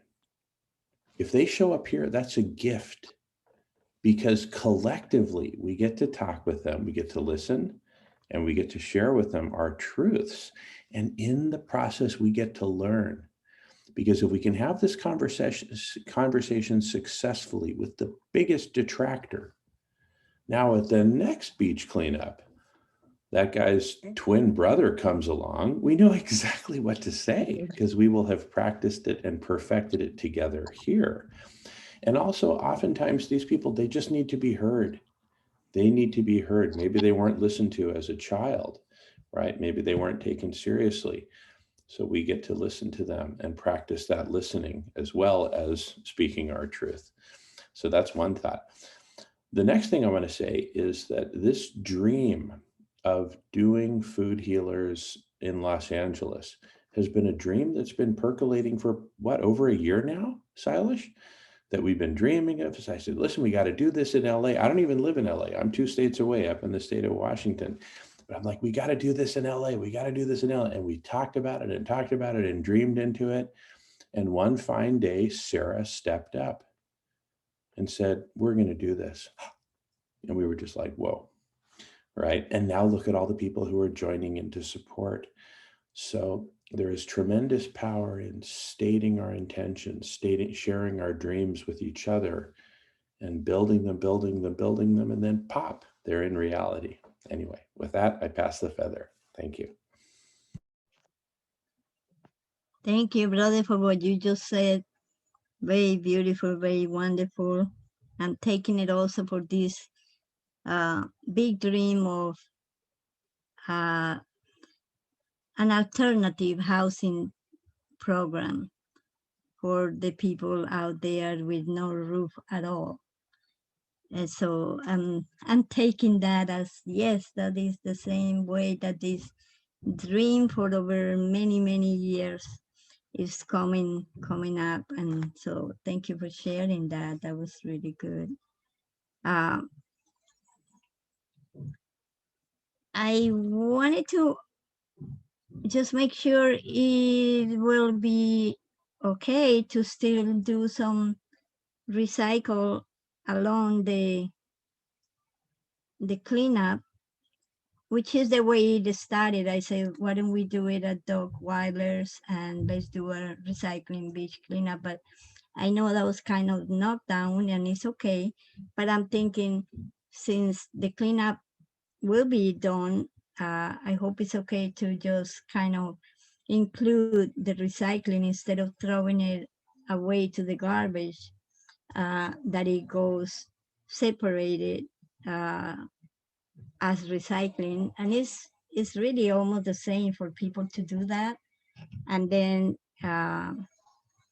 it not only gets recycled, but getting into our recycling program, it helps the houseless people in Los Angeles. So just bringing that back, as maybe you can think, especially Sister Sarah, that can be a possibility, and kind of rethink that, because in all the beach cleanups that we done, the recycling is really the same for people, except that we do two more great goods: recycling and then support the work for the houseless here. So just something to think about. It's nothing really. What I've done in the groups is bring gloves for people and bring bags, and just say, if it's garbage, you put it in this bag. If it's recycling, put it in this bag. Simple as that. Is pretty simple. So maybe at that time it was kind of too much, or seemed that it would be too complicated or something, but I keep it very simple as everything that I try to do, very simple. So I know with the silent March of Silence, we've done it every time, and it's pretty simple. So just a thought, I was thinking that the cleanup was going to be on Sunday, because I left for a while and it's been really, really busy on the housing, something about the housing project. So I had to really go for that. And at the same time, keep, of course, everything about the housing, the feeding the houseless going.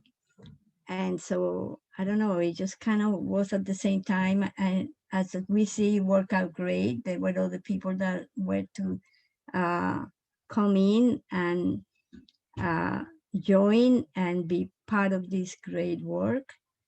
And I was really already, my plate is so full already with the things that we are doing. Just a thought, I realized that it's Saturday, not Sunday. And I was saying, I don't know when I can get there, because as you know, Sunday, I have the food donations pick up, and that starts at 2. So I knew I couldn't be there even at 2:30. And it goes usually until almost 4 or 3:30 the earliest. So, but last night I realized it's tomorrow, not Sunday. That is what it was for me. So tomorrow I'll be able to take part, and of course I'll be glad to help on anything. I was thinking Sunday, so sorry. I haven't seen the new flyer or anything. I was kind of away, like I said. So last evening I realized about it. So if it's still good, you don't have to do anything extra or anything else. As I do with the cleanups, I take care of the recycling part, and everything goes all the same. So anyway, just a thought, and whatever you guys decide is fine. I'm just bringing it up for the good of everything.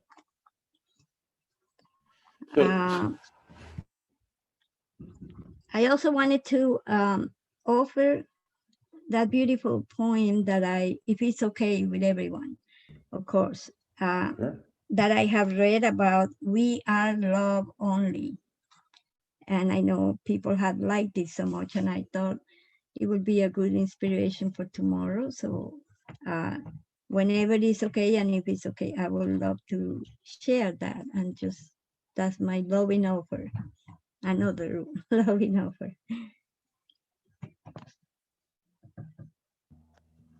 Thank you. Yeah, go for it, Sister Ivy. I would just wanted to add, since you have the recycling, since you have experience with that, maybe you could come to the event with recycling bags of a different color from the garbage bags. And then you could talk with the people with the yellow vests, the free info, and you could say, hey, make sure that all the volunteers understand that if they want to do the recycling, also put them in these bags, and maybe a certain number of the volunteers can have both bags. You know, if there's some big, strong person who's like, yeah, I can carry both bags, no problem. And then we just point out, look for the people with that color bag for the recycling. And also you may need to educate. These are the things that are recyclable. These are the things that not. Yes, it's okay to put the aluminum and the plastic and the paper that are recyclable all in the same bag, et cetera, et cetera. So maybe have that kind of education ready for them. And also maybe a plan for consolidating it down. If they come back with a big bag full of recyclables, do they give it to you? Where do they take it? So there's all that. But I think that can probably all be worked out tomorrow if you just maybe coordinate with Sarah a little bit by text or by phone beforehand. So make sure that it's a different color bag, etc. Anyway, just my thoughts, and would love to hear your poem. And let's see, Silas has to go. Silas, so great to see you. Thanks so much for being here, and congratulations on the Portland house. That's so exciting.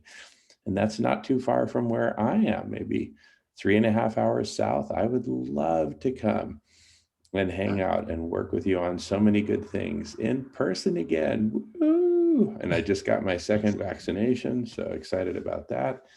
I'll be able to move around a bit more, definitely with masks around people, all safe and everything, but it's just that other layer of protection. So anyway, any final words, Sarah, before Sister Ivy reads her poem? Oh, I mean, Silas, I get I was about to say, yeah. Sorry, Yeah, Silas, thank go you. ahead. Yeah, and I want to explain the block party also to Annie. Oh, How it I will. goes. I'm sorry about that. Silas, please go ahead. Sorry, and thank you all very much. I have to get going, but I love you all so much, and keep up the good work. Thank you, Silas. Love you back. Thank you, brother. Bye. Much love, much love. Thank you, Much Silas. love, sir. Yes. See you soon. And it looks like Sarah dropped off momentarily, but she wanted me to explain the block party. So let me go ahead and do that. So first of all, this is block party number 67, our 67th 24-hour collective intelligence block party. We start at 7 a.m. Friday morning, and we go 24 hours straight till 7 a.m. Saturday morning. Now, Annie, don't tell anyone, but sometimes we fall asleep. But don't tell anyone. Don't tell anyone. The block party is still. Oh shoot, we're recording. Oh dang it! I'm just kidding. Thank you for clearing that. I was gonna say, how are you guys doing this? Are you guys robots? Well, listen, we've got something better than a robot. It's called a MarcoBot. MarcoBot, spelled MarcoBot, MarcoBot. And I want some MarcoBot too then. he looks human, right? You know, like even his beard looks like this, I don't know, a giant growth of fungi or something like that. But he's actually a MarcoBot. And so just as long as he's plugged in, right? He keeps it going. No, but seriously, Marco has kept this thing going more hours than anyone else on Earth. And we started this right before the pandemic on Valentine's Day 2020, February 14th, 2020. We did the first one. And at that time, Nolan and I kicked it off, Nolan Straight, a colleague from here from the Northwest. And for the first 18 block parties, we were up all 24 hours. It was crazy.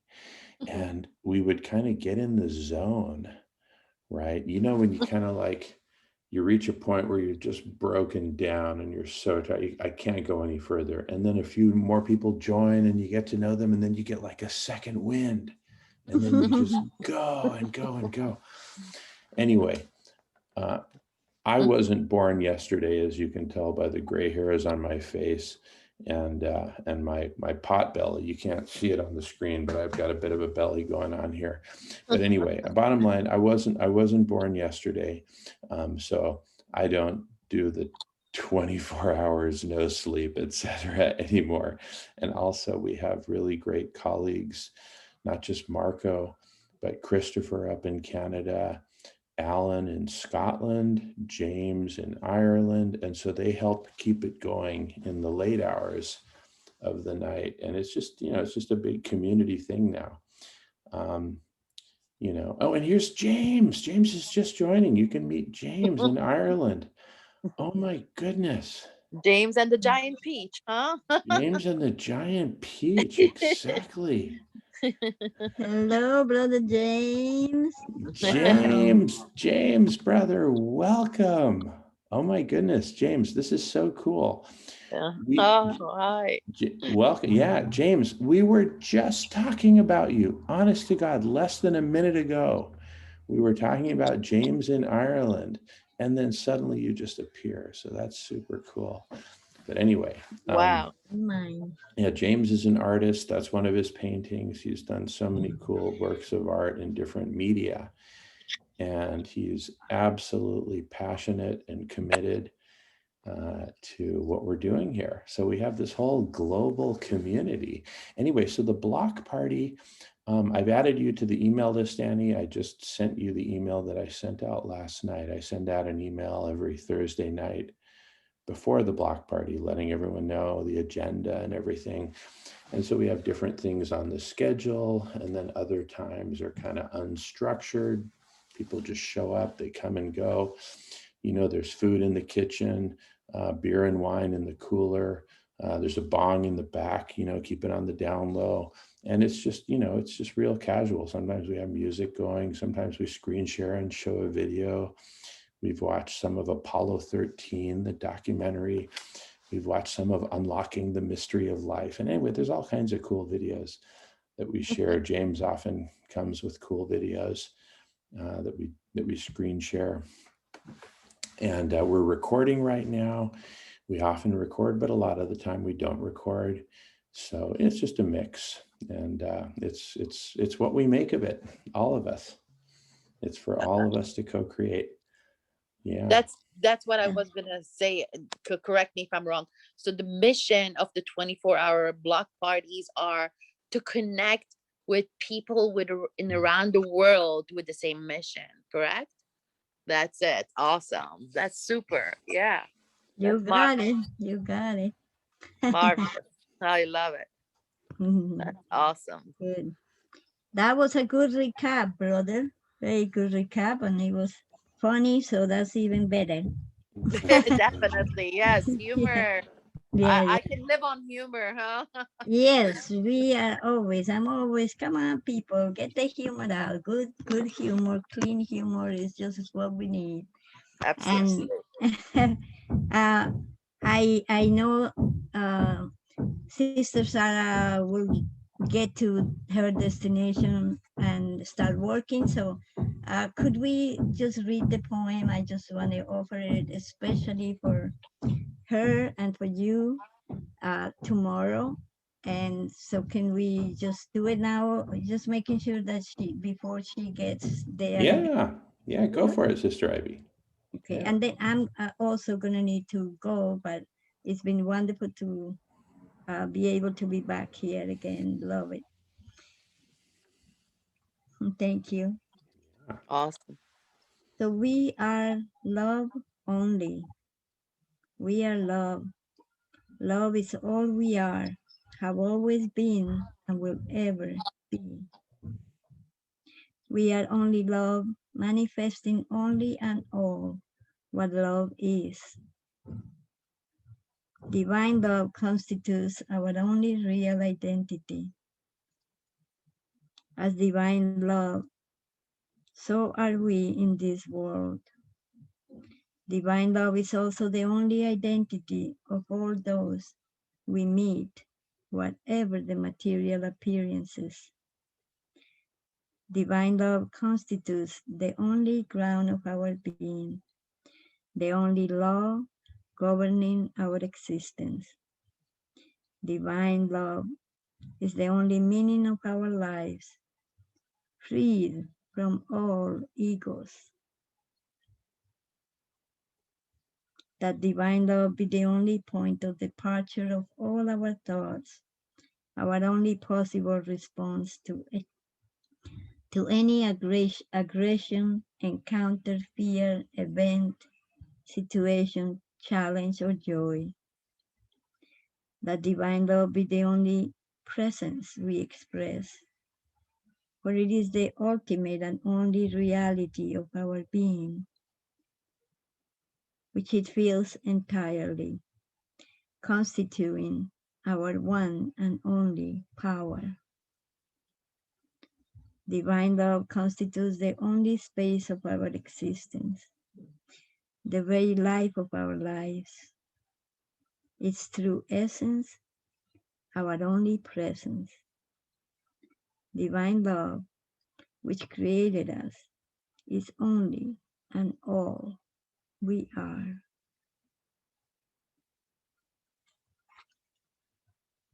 And maybe let's just take a moment to just deepen into this inspiration.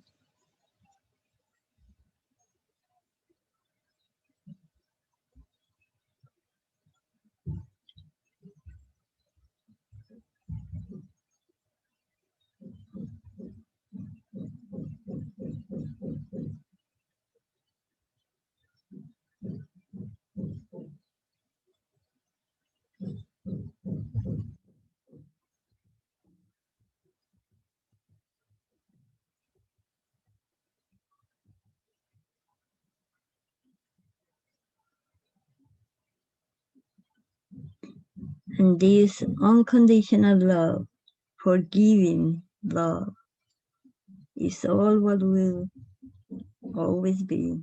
It's all what is here right now. It's all what it will be there tomorrow in that great event.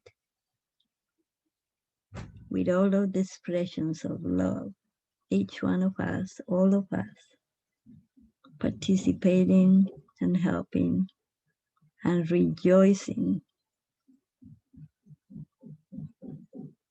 And so it is.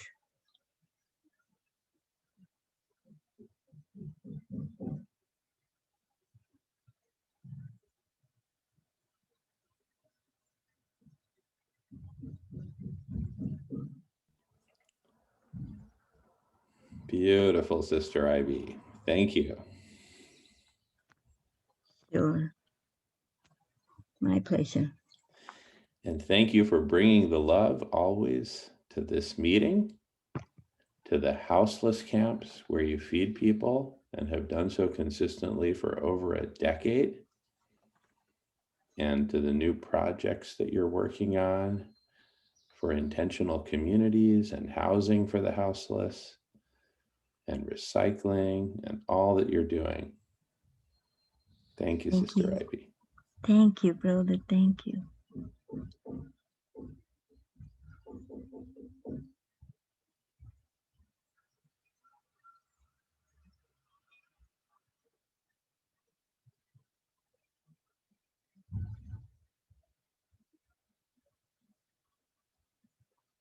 Thank you so much for those words. If you think about it in one way, it's like we are going to be feeding people. It's either us feeding them or Sister Ivy feeding them, because it's coming to the point where everyone's hungry. So that's a good way to, say it in our group. It's like they can get it from Food Healers or We Are Uno, but they're going to be getting their food from somewhere, because everybody's, 1 in 4 people are food insecure, and there's billions of people on this planet. So that kind of speaks volumes. Absolutely. It's all one. There's no other way. It's all one. That's beautiful. Thank you, Sister Sarah. Thank you. And we are doing only vegan food, so we are blessing, double blessing. So yeah, it's all one. We are uno. There's nothing else. Thank you, sister. Yeah, thank you, Sister Evie. That was a great poem. And what we're doing is based on love, nothing else but love. We are not charging anybody for anything. So I remind people, even when we do protests, I tell them we're all coming here from our own precious time. We would rather enjoy ourselves doing something else, but there's an urgency, there's an importance, and we do this out of love. I remind them, we say we do this out of love because we care, that we care about you. We care that you're, for you, when you are aware, your loving compassion would arise and you will see what we're seeing. You will join us. You will understand where we're coming from. And that is the key to awaken everybody's loving compassion, the correct kind of love, not the love of I have a house, I have a wife, or I have a husband, I have a dog, I have this, I have that. No, it has to be the purest form of love. So often I say, and I'm not trying to disregard anybody, and I'm not trying to offend anybody, but to love from the perspective of dogs, because we're all familiar with dogs, all animals, I would say, their purest form of love is their love without big expectations, no materialism, no nothing. When we give them the most basic needs, they give us unconditional love to a point of loyalty that they would jump in front of us if there is danger, to risk their lives so they rescue ours. That is the purest form of love. Dogs, animals love. Because as human beings, we get deluded. Our love becomes diluted so much to a point that we think of materialism, we think of status, we think of fashion, we think of everything that is so distracting to the true form of existence and love. But when we go back to the awakening of our purest love, so often I think we all got to it. I personally did, through my purest little angel fur baby dog. I saw the purest form of love, how loyal he was, despite of my inconsistencies or imperfections and challenges. He loved me so much that he would give me his life. He would give me his everything, even though he was just receiving just the most basic thing, which was food, water, and safe home. That's it. So that, to me, that is the purest form of love. We can have billions. People are so insecure with all the wealth they have, and they do drugs and everything to find the love they've lost long time ago, via all the material, all the delusions that they have been lost in that tornado of everything, as government and other forms of ways that people get deluded. But when we go back to the most basic, the closest to Mother Earth are the animals, and they do everything. In my perspective, from my knowledge, from the biology and psychology and all that I've studied through experience of life, animals are the most purest forms of life, of love. Every day they diligently, they provide us so much. It's incredible. They're from the littlest bugs, littlest worms and ants and bees, to the little shrimp in the ocean and the catfish. They're doing recycling. They're enriching the soil.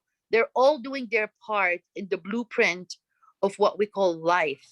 And to me, that is beyond words, that we are the only ones that don't take a part in what they do in the building block of life, and they do it out of love. They do it out of loving loyalty to our Mother Earth. And that's why they don't care about the material. And they do this day in and day out, despite of the risks that they take coexisting. And the purest form of love is that. And I'm not saying, the conveniences, the comforts we have, unfortunately, as human beings, we need certain things, but the purest form of love comes back to that. And I love that you said, about the divine love being the form of everything. So I'm looking through the eyes of the animals, my fur babies, the love that they have, and that's the way I am looking at it. And thank you for sharing that. Sure. Oh, that was beautifully said. Very beautifully said. Thank you. Yeah, And um,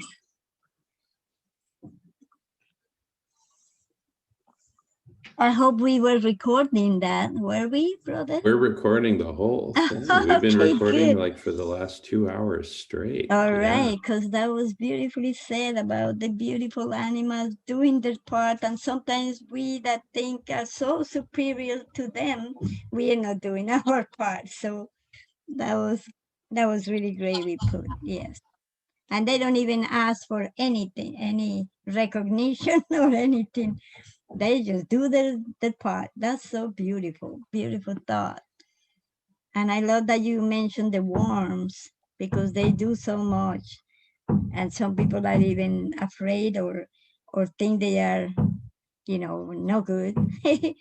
And wow, they are renewing and recycling the earth. Beautiful thoughts. Thank you so much. My pleasure. Let me give you one tiny example that really completely blew my mind. I used to have phobia as a little kid when we lived, where we lived, there were these advanced cockroaches, okay? Not just cockroach. These cockroaches knew how to fly because of the humidity in the United Arab Emirates. And I was freaked out as a little child. I had the biggest phobia until one day I learned about, in my biology class, my biology teacher, Joe France, I remember him. He said, oh, we have for a part of the course, I would love for you guys to go to the Burbank Museum, and there's going to be a bat display, and I want you guys to do report on it. So many of the students frowned, saying, oh, bats. I sort of kind of joined in, being so young, so impressionable. I kind of said, like them, and then I really ate it up. I went and I saw the incredible thing, just the bats that have such a bad rap, as vampires. Sadly, we kind of put names to animals, ugly names, but I totally was incredibly shocked and amazed how amazing are bats and how essential they are in life. That opened up my eyes and woke me up to the reality that what if, the cockroach, what if all the animals that I have these phobias and thoughts that why are they even existing? I used to ask that because of the phobia, right?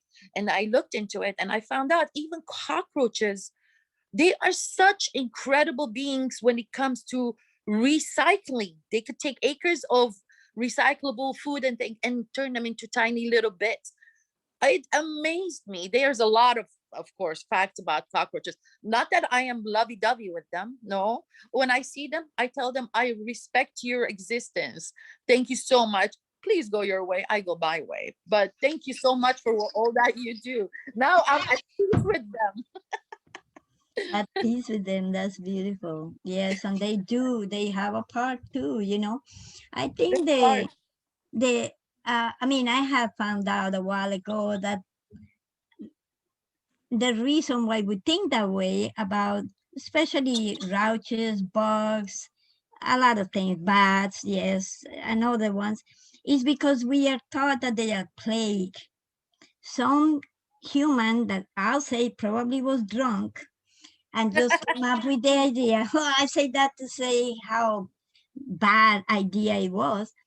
We are taught that they are plagues and bad and all that, and so we start looking at them that way, and we are taught that so early in our lives we cannot even defend ourselves from that horrible lie, because they are all creatures of divine love, all of them, as we are. Absolutely. Yeah. Absolutely. Even the snake, being such a muscular body, goes through the soil, the hardest soil, breaks it down so that oxygen and protein and other pathway opens up for other beings and vegetations, if you think about it. Every single animal, even though we haven't discovered or know exactly their existence, that's on our part. That's a failure on our part that we didn't discover. And Sister Evie, let me tell you, the biggest thing is that just like we have the animal agriculture about the food, for these bugs and bees and mosquitoes and all, they put fear and give so many brochures, pass it on, and they knock on every door. I've seen them. It's the termite companies. They are the animal agriculture of the little bugs and bees and mice and rats and all that. They create this chaos. I've seen people attacking me, literally, and I'm not kidding you, attacking me for putting some seeds for birds. They attack the birds, they attack me. I even had to call police to try and stop them from being so psychotic on me. Imagine how much terror and fear they put, because they're making big money from the West Nile virus, for example, which comes from animal agriculture. It doesn't come from the mosquitoes. Mosquitoes are just ready to hatch babies. They're pregnant, and guess what? They need some protein. Yeah, we have some good blood protein. They bite us. It's so such inconvenience. We hate that. However, they're not there to give us past disease. The disease is passed through the water that is all entrenched with animal agriculture's feces, urine, hormones, steroids, all the diseases, toxicated.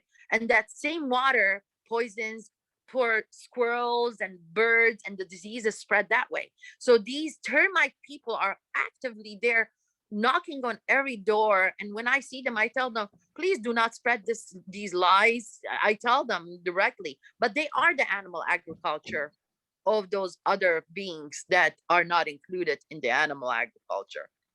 Wow, you just really open a can of worms, as we say. Oh yeah, that is so true. And it express terror or everywhere they go with those, they have their trucks with a badly painted, insect or whatever. It is so terrible, yes. And that perpetuates animals as a plague, Yeah. And the funny thing I tell some people that I can is, and I'm going to share this here, but I tell them, I said, think about this.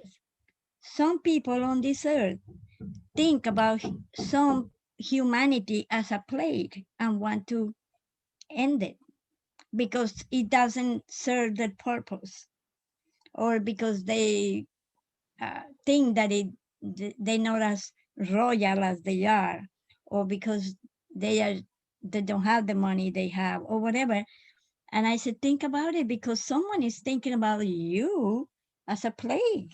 Imagine that. So let's think about that and put it in our perspective, as a human being, because there are people that think we are a plague and act on it even. So, and thank you. You are so brave to go and talk to these people that spread all this horror about all these small creatures. That's kind of a bullying too, if we think about it. Yeah. Oh, I'm the big one, you're the small, so I crush you.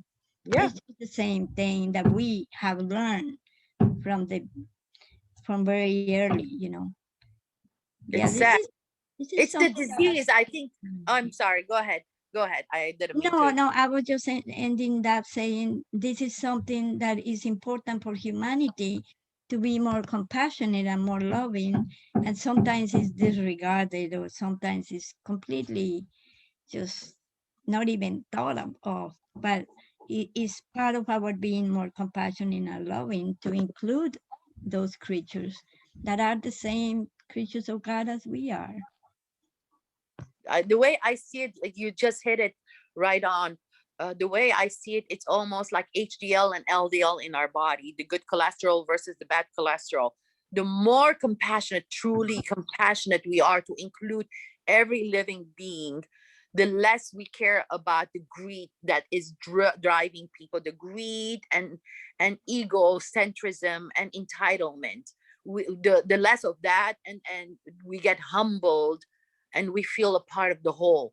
But when people are in that, they're on these highs of entitlement, and they're ready to destroy, kill for anything, as long as they get their money, their greed, the material, the status, the name, the fame, and feeling above all, the apex.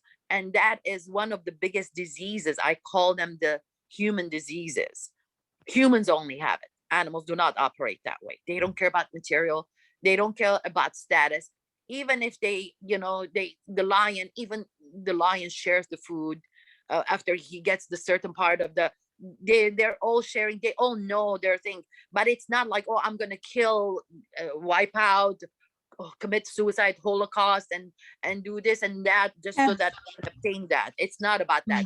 It's about doing their job. Even when the animals that actually get other animals, they're actually getting the diseased, sick animals, diseased animals, the youngest, the most, eldest animals that are not going to keep up. They're cleaning up the environment. They're not going to let disease spread. Their job is to be the doctors in nature.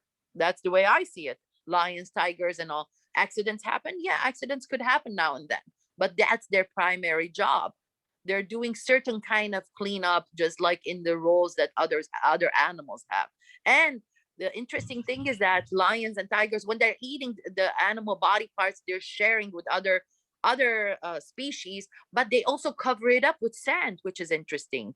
They don't let the exposure of the body, whatever part, until it goes into the soil where the bugs and bees and the ants, and they're all working on it. It's really, and they get only, of course, one animal, unlike human greed and all. So that's why the higher the compassionate love we have, the less of all those diseases are going, and they're vanishing. They're becoming compassion and love. So it is Absolutely. Yeah, it is true. Absolutely. That's of course related. Yeah, correlated. Yeah, wonderful. And I love that you mentioned the greed, and those are the real diseases of humanity, the only diseases of humanity, the greed, like you mentioned, and selfishness and egotism. Entitlement. Yes, all this. And to me, one big one is this big disease of not caring. When we let that disease come, that brings a lot of the other ones. When we stop caring, stop caring, that's the big one. And this is what I pray every day, that humanity cares. Because after we care, we start thinking about the others, which is a big thing, and we start doing things because we care. So one of the things that, whatever we want to call it, the enemy, the opposition, the opposite of good, whatever we call it, aims at is to do that, to stop our caring for others and caring for everything good. And after that, we will open the door to anything else of all those diseases that you mentioned. So that's why this group is so important, and I pray for it because we are against the do not care. And that's the big disease that opens. And now that we say disease, I'll share this definition of disease that is pretty simple, but it would help so much on what you were saying, get all these diseases out of the way. It says disease is lack of ease. Mm. And that's a really great thing if we can think about it. Lack of ease.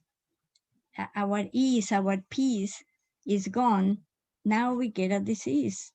And if we could see it in that way, it really will get so many diseases out of the way. And we will care and we will have our peace. And that's for anyone. Anyone can do it. Absolutely anyone that wants to think about these big things. I mean, look, we started with the little tiny creatures and it brought us to these big blessings. This is really what humanity needs. Just understanding of these diseases and then stop them.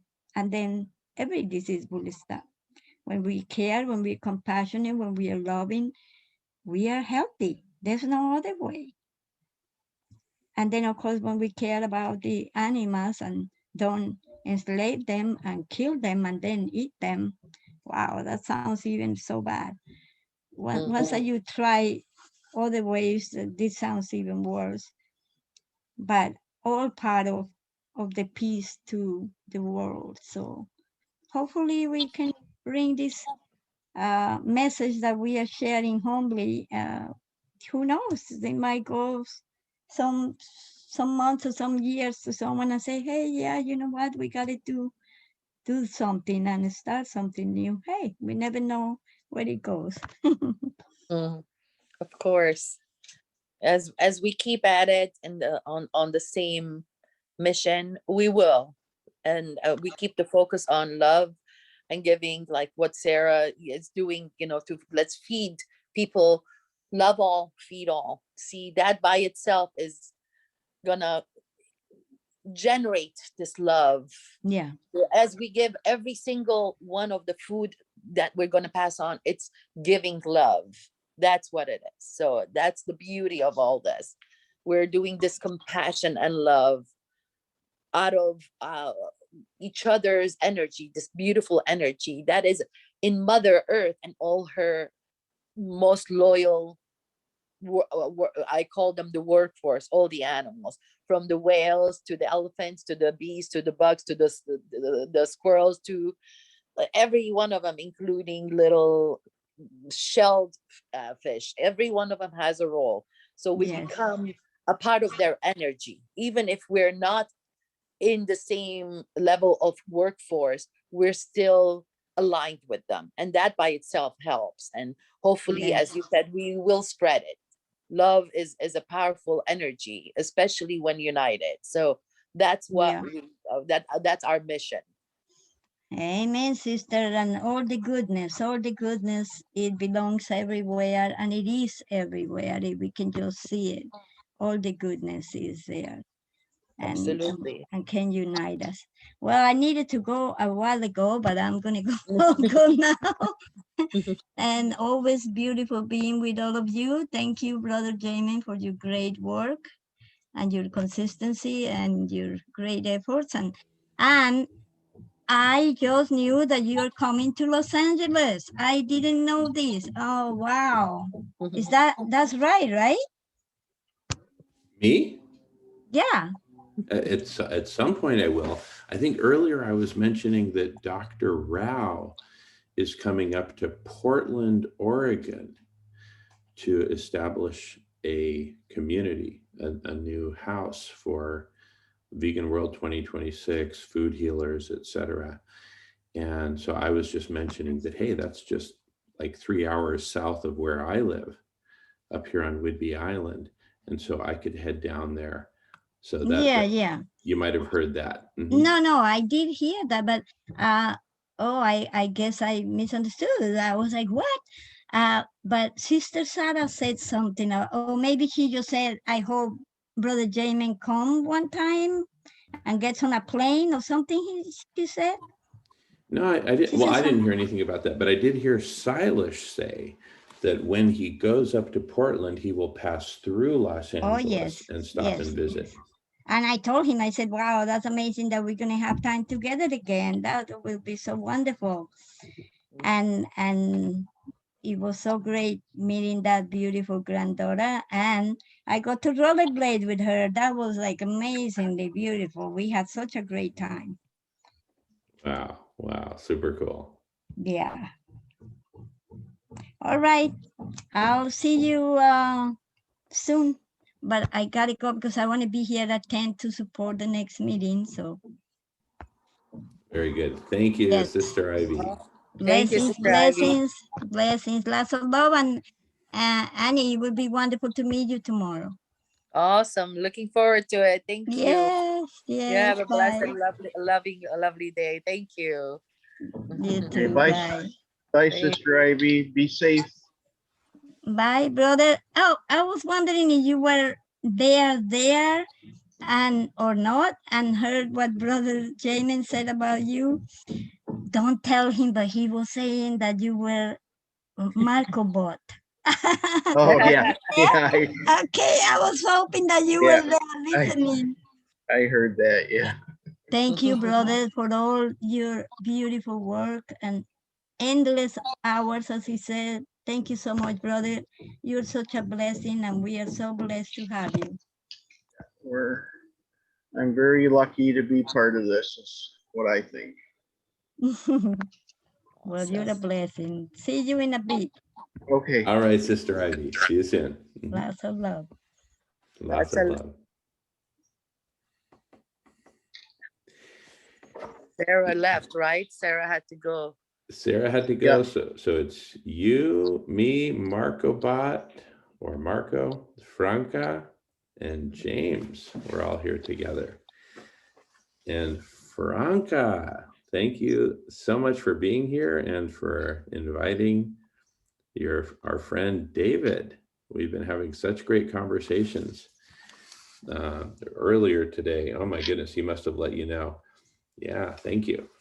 Anyway, and Annie, you were bringing up about Maslow's hierarchy of needs, which we've been talking about a lot the last few weeks in sort of an expanded context. So I'd love to share a picture about that. But anyway, let me first give other folks a chance to say hello. We've kind of been talking, and a few people haven't really had a chance to share. So I'm going to pass the talking feather around, and then I'll share the screen in a little bit here.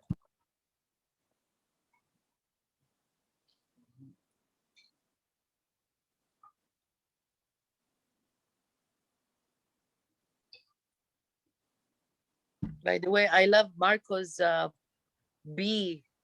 That is such a cool thing that you have there. That bee bot. That's so cool, and it keeps moving. I love that. That's awesome. I see. Yeah, when well, just a little something I found on the internet. That's neat. Really neat. I love it. Thank you. Sure. All right. Well, I encourage everyone to jump in and share anytime. Let me go ahead and screen share and just jump in. And Marco, were you complete? Did you have something you wanted to share? Yeah. No, I'm sorting my pills for the week here. So I finally got one of those pill boxes that sorts it out, because I was just losing track too often. Good for you. Good for you. All righty. So I'm going to screen share here some drawings. I like to do this from time to time. So if you look at Maslow's hierarchy, Maslow's pyramid, at the bottom we have food, water. I drew a little house for shelter, et cetera, and that's the basics. Without that, forget about anything else. And then once we have that fulfilled, then we work our way up the pyramid, all the way up to, I believe you mentioned self-actualization, Annie. Now, I write a dashed line here because Maslow only got it partly correct. I think he only got it up to halfway up the true pyramid. And if we continue on up from self-actualization, a bigger deal for me is collective actualization, Mm. which is what we're doing right here. We are now actualizing ourselves as a collective. And then if we continue on up from there, okay, we're actualized. Great. You know, maybe we create a community, maybe we're all supporting each other. Okay, that's all great. But, and then here's where we get to, I think it was Aristotle, his definition of the highest form of friendship is friendship for the greater good. Good. Yes, the greater good. Right? Where we all come together, we are actualized as a collective, as a whole. And the highest form of collective actualization is all of humanity. Right? All existence. Absolutely. Thank you for that. Thank you for that, including all the animals, that beautiful fuzzy creature who is the lucky recipient of your kisses. So I'm going to put all existence. Thank you so much. Absolutely. I'm So- the lucky one. I think you're both lucky. So, so now, so this creates this whole, this, what I'm going to call this expanded pyramid. So all existence working together for the greater good, right? Now, the greater good presupposes a knowledge of what is the greater good, right? There was a time when I thought good was all of us getting together and having a barbecue, right? And it Right. wasn't that I had bad intentions, it was that I lacked some knowledge, right? Yes. So here I'm going to call this the pyramid on the left. So now I'm drawing two pyramids here. The pyramid on the left I'm calling human evolution. But then you've inspired me to actually change that to the evolution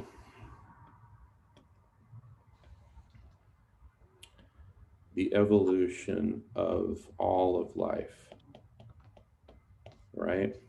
Yes. And I kind of have a simple image in my head, you know, like when you got onto an airplane and they say, listen, if there's a sudden loss of cabin pressure, put on your oxygen mask first and then help the person sitting next to you. And so I say, well, we think of us as humanity, all of humanity, right?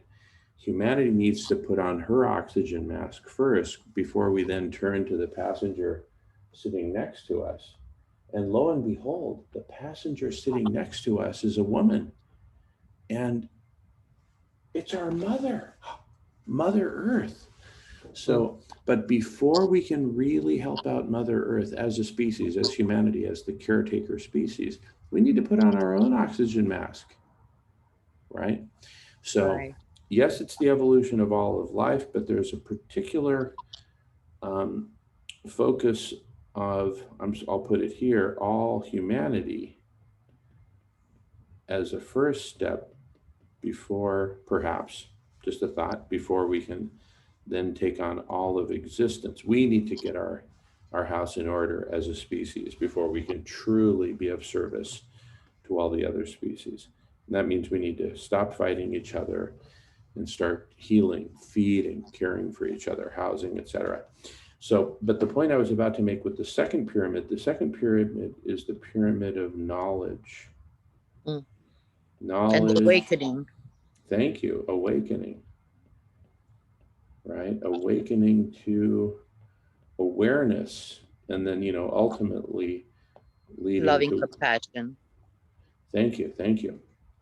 I'm sorry. No, that's okay. That's okay.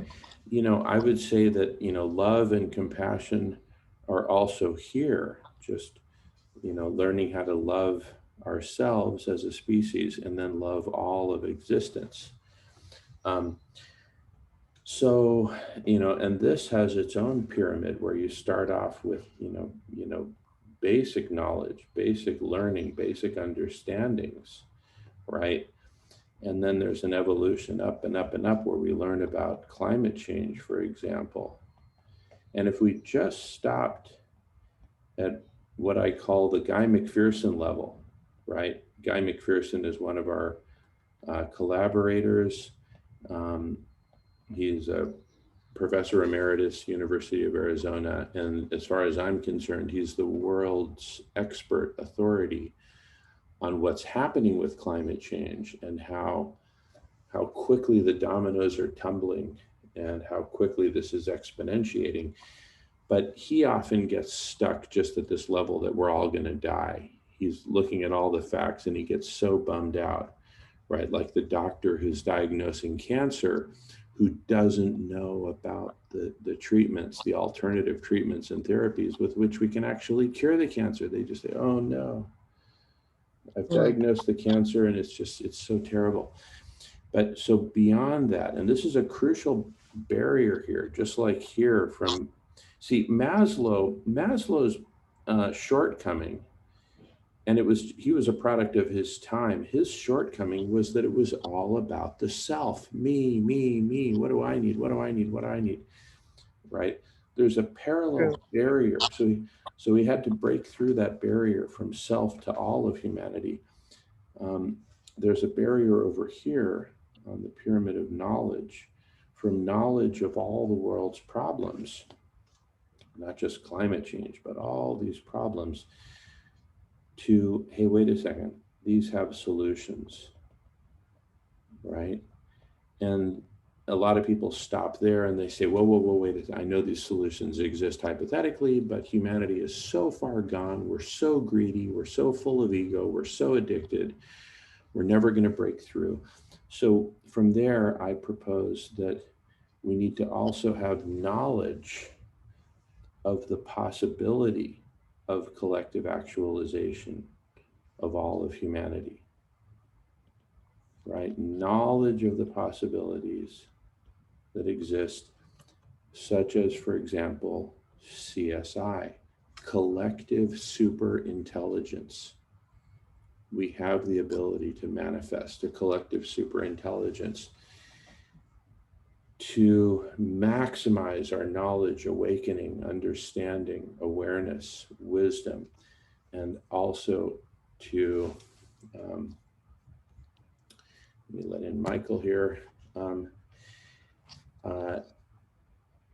as well as our knowledge and understanding of CSI herself, collective superintelligence, because once we get the evolution going, and this gets back to what we were talking about earlier about the network of conversations and making it all very transparent and easy for people to go from one conversation to another and find out about these different conversations.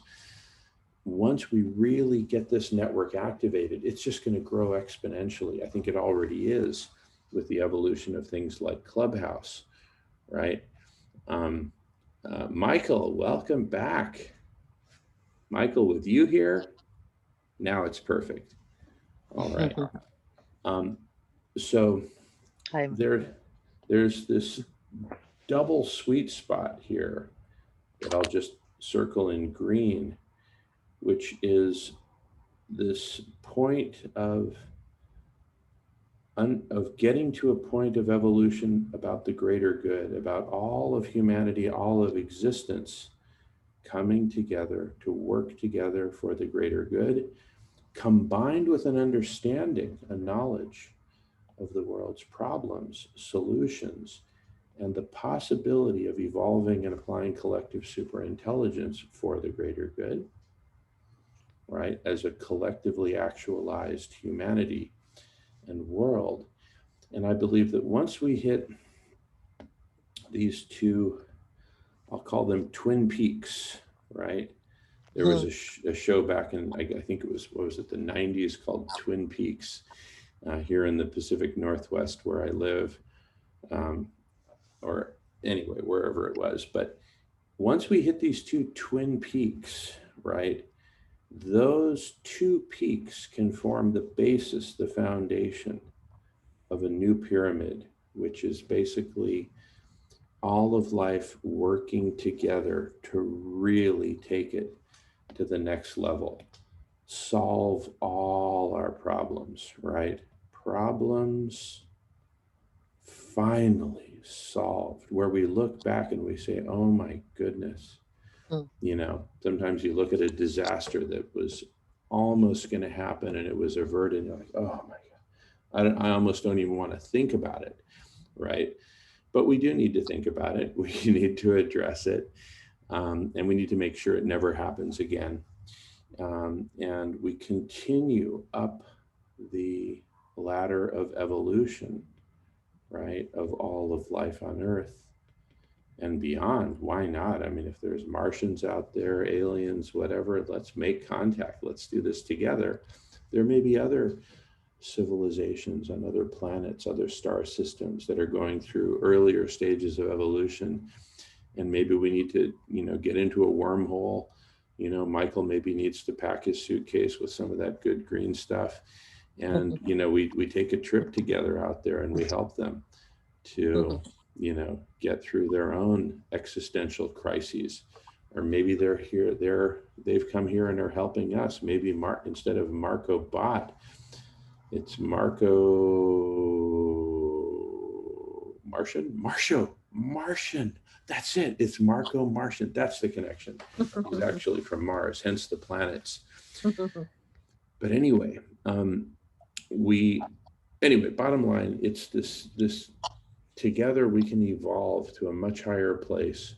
But we got to get the basics right. And so here's where one of the places I wanted to go in that image that I was sharing, let me go ahead and screen share again, is that imagine now. I wonder if I might, at this moment, if I might request you copying that digitally and sending me a copy of that digitally so I can reproduce that. Oh, thank you. Yeah, we are recording, but let me. Okay, thank you. Let me take a note of that one. I'll definitely get that done. Okay, I'll let you go. Thank you much. Okay, thanks, Michael. So I'm going to put copy. Michael. Okay. Now imagine that where are we now? You know, where have we been in today's conversation?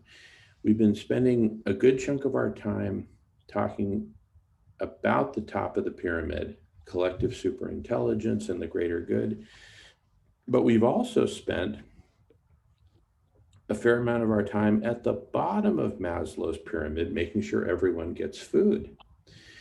Now, for me, this is very important, very profound, that we're spending our time in the same conversation on the same meeting, talking about the two extreme bookends of the pyramid in which we live right now, way up at the top, but also way at the bottom.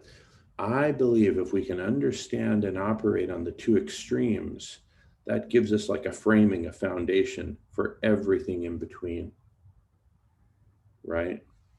Yeah. It's like if you build the exterior columns of a big structure and make them solid and the foundation, then you can fill in, right? So let's get solid here with food, here on the lower left of the image. Let's solve that. And that's what we're doing with the beach cleanup and everything. And then let's simultaneously get solid here at the top, right? Let's get it together as far as collect. Yeah, we're also, I might add, we're also getting solid in the lower right basic knowledge area, informing people with our conversations. How's that? Totally. Yeah. Totally. No, very good. Basic knowledge about climate change, the exponential nature of planetary overheating, and that there are solutions, as Sarah was talking about earlier, about SRM, solar radiation management, right? Yes. So yeah, we're hitting all these columns surrounding this big structure, right, that we're building of the multiple pyramids. And at different times, we'll be working on different parts of it. Sometimes I think, you know, in addition to just going down here to the very extreme down here, in addition, we need to create pathways for people to work their way up the pyramid to self-actualization. Speaking of putting on your own oxygen mask first, you know, before you can then make it to collective actualization. But here's the thing. Instead of me focusing on, gee, where do I need to spend my time, right? Oh my goodness, I've got to do this and work on all these different areas at once, like the Dutch boy trying to plug fingers in different holes in the dike. It's about the collective. And as we build out this network of conversations, different conversations at different parts of the network can operate on different parts of the overall big picture simultaneously and at the same time. That's funny. Double entendre, huh? But I like your pyramid better. I mean, you really made it complete in the sense that, as you said, self-actualization is truly focusing on self, but to include all. Yeah, it was not complete. Absolutely. And I love that. I love that. Yeah, I agree. That is great. And I would love to see a presentation like Steve Jobs, big presentation on stage, Right. starring Jamin with his Apple drawing. Absolutely. Doing his sermon, his talk. That I'd pay $15, I'd pay $20 admission for that. There you go. There you go. Truly, I'm only partly kidding, because that's how media, that's what media picks up on, bigger crowd events where people go to an event, they pay money to see an event. Hey, this person has something of value. Unfortunately, that's how media thinks before they give attention to the real content, which is what we really need to start broadcasting more widely, using all the all those avenues that are open to us. Totally agree, Michael. And that's why even when trying to awaken people, oftentimes, even though I wanted to start with love, compassion, all, I approach them from the language they understand, from where they are most focused on themselves, their health. I tell them, oh, this is about your health. This is about the environment, but it's killing me. I want to say, this is about loving all. This is about compassion, about the animals, about the victims, about all of us. It's affecting us all. But it's all right. It doesn't bother me as much as long as I can reach them from where they understand. The language, the pathway that they're familiar, the bridge to connect to them. If that's what it's going to take, we'll do it. So long as we can reach them, we can connect to them, and we can, get them to awaken to the reality. I don't know if you know more of the story about the chrysalis, the cocoon with the chrysalis and the butterfly. Do you know that part of the story yet? Because Jamin has a whole talk about how the humanity is going. Okay, Michael froze. Right? Yeah. Okay. I'm not the only one. The thing is, sometimes when the NSA sees that we're really getting to something profound, they'll freeze. I'm just kidding. Anyway, go ahead, Michael. You're unfrozen. It's possibility. I hope not better. If you could catch up on some of those past videos about the chrysalis, the concept, the story that Jamin has so well put together, it's a very compelling story. I really find a lot of enjoyment, and I get inspiration from that story to work on what I can here and help. So. Oh, definitely need to see it and hear it. Thank you. Michael and Annie, in fact, I'll send out a link later to my YouTube channel, or you can just click on any of the videos that I've included in the last email and just go to click on Jamin Shively and you'll see my channel. And there on my channel are a whole bunch of videos about the chrysalis and the chrysalis calendar. But the basic story of the chrysalis is very simple. So there's the caterpillar that's just eating, consuming, growing, bigger, more for me. And then it reaches a point where it's the end of that phase of its evolution. And it stops, it curls up, forms a sac around itself and starts to dissolve, literally dissolve. So it dissolves into this goo inside this sac. Bye-bye caterpillar.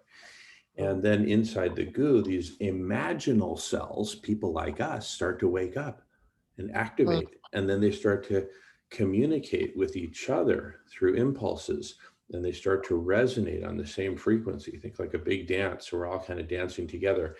And at first, it's kind of like this big dream, you know, hey, we can make this butterfly and fly and woo, you know, take it to a whole new level. And others are like, no, you're crazy. Let's attack those imaginal cells. You know, earlier I was talking about the waves of character assassination attempts against me, because what that is it's the caterpillar that's dissolving, resisting its own dissolution. The caterpillar is resisting its own dissolution. And it's saying, no, I can hang in there. And yeah, maybe we can make some incremental improvements and fix this broken caterpillar, right? So for example, within the chrysalis, these so-called transformational communities that are all about making money and all about ego and hoarding, right? And saying, no, we're the ones doing it, we're taking the credit. When they see an imaginal cell like me or like us popping up and saying, hey, we're contributing to this evolution, we see a vision of a butterfly, which basically presupposes the collapse, the dissolution of the caterpillar. The caterpillar sees that and says, no, like Invasion of the Body Snatchers, you know, that's the problem, and they attack. And that literally happens inside the chrysalis in nature. Is when the first imaginal cells start to wake up, the caterpillar is still dissolving, and the dissolving caterpillar's defense system says, that's the enemy, and they attack the imaginal cells. And some of the imaginal cells don't make it. But are those the Klingons?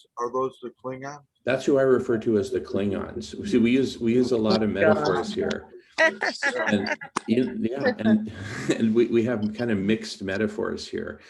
But one of the metaphors is that our journey is very much like the Apollo 13 mission. I assume you're familiar with that. Houston, we have a problem.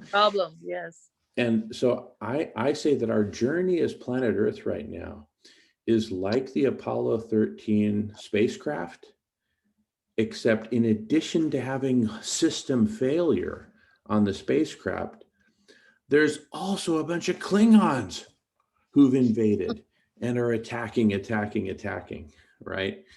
And so these defense systems. By the way, yeah.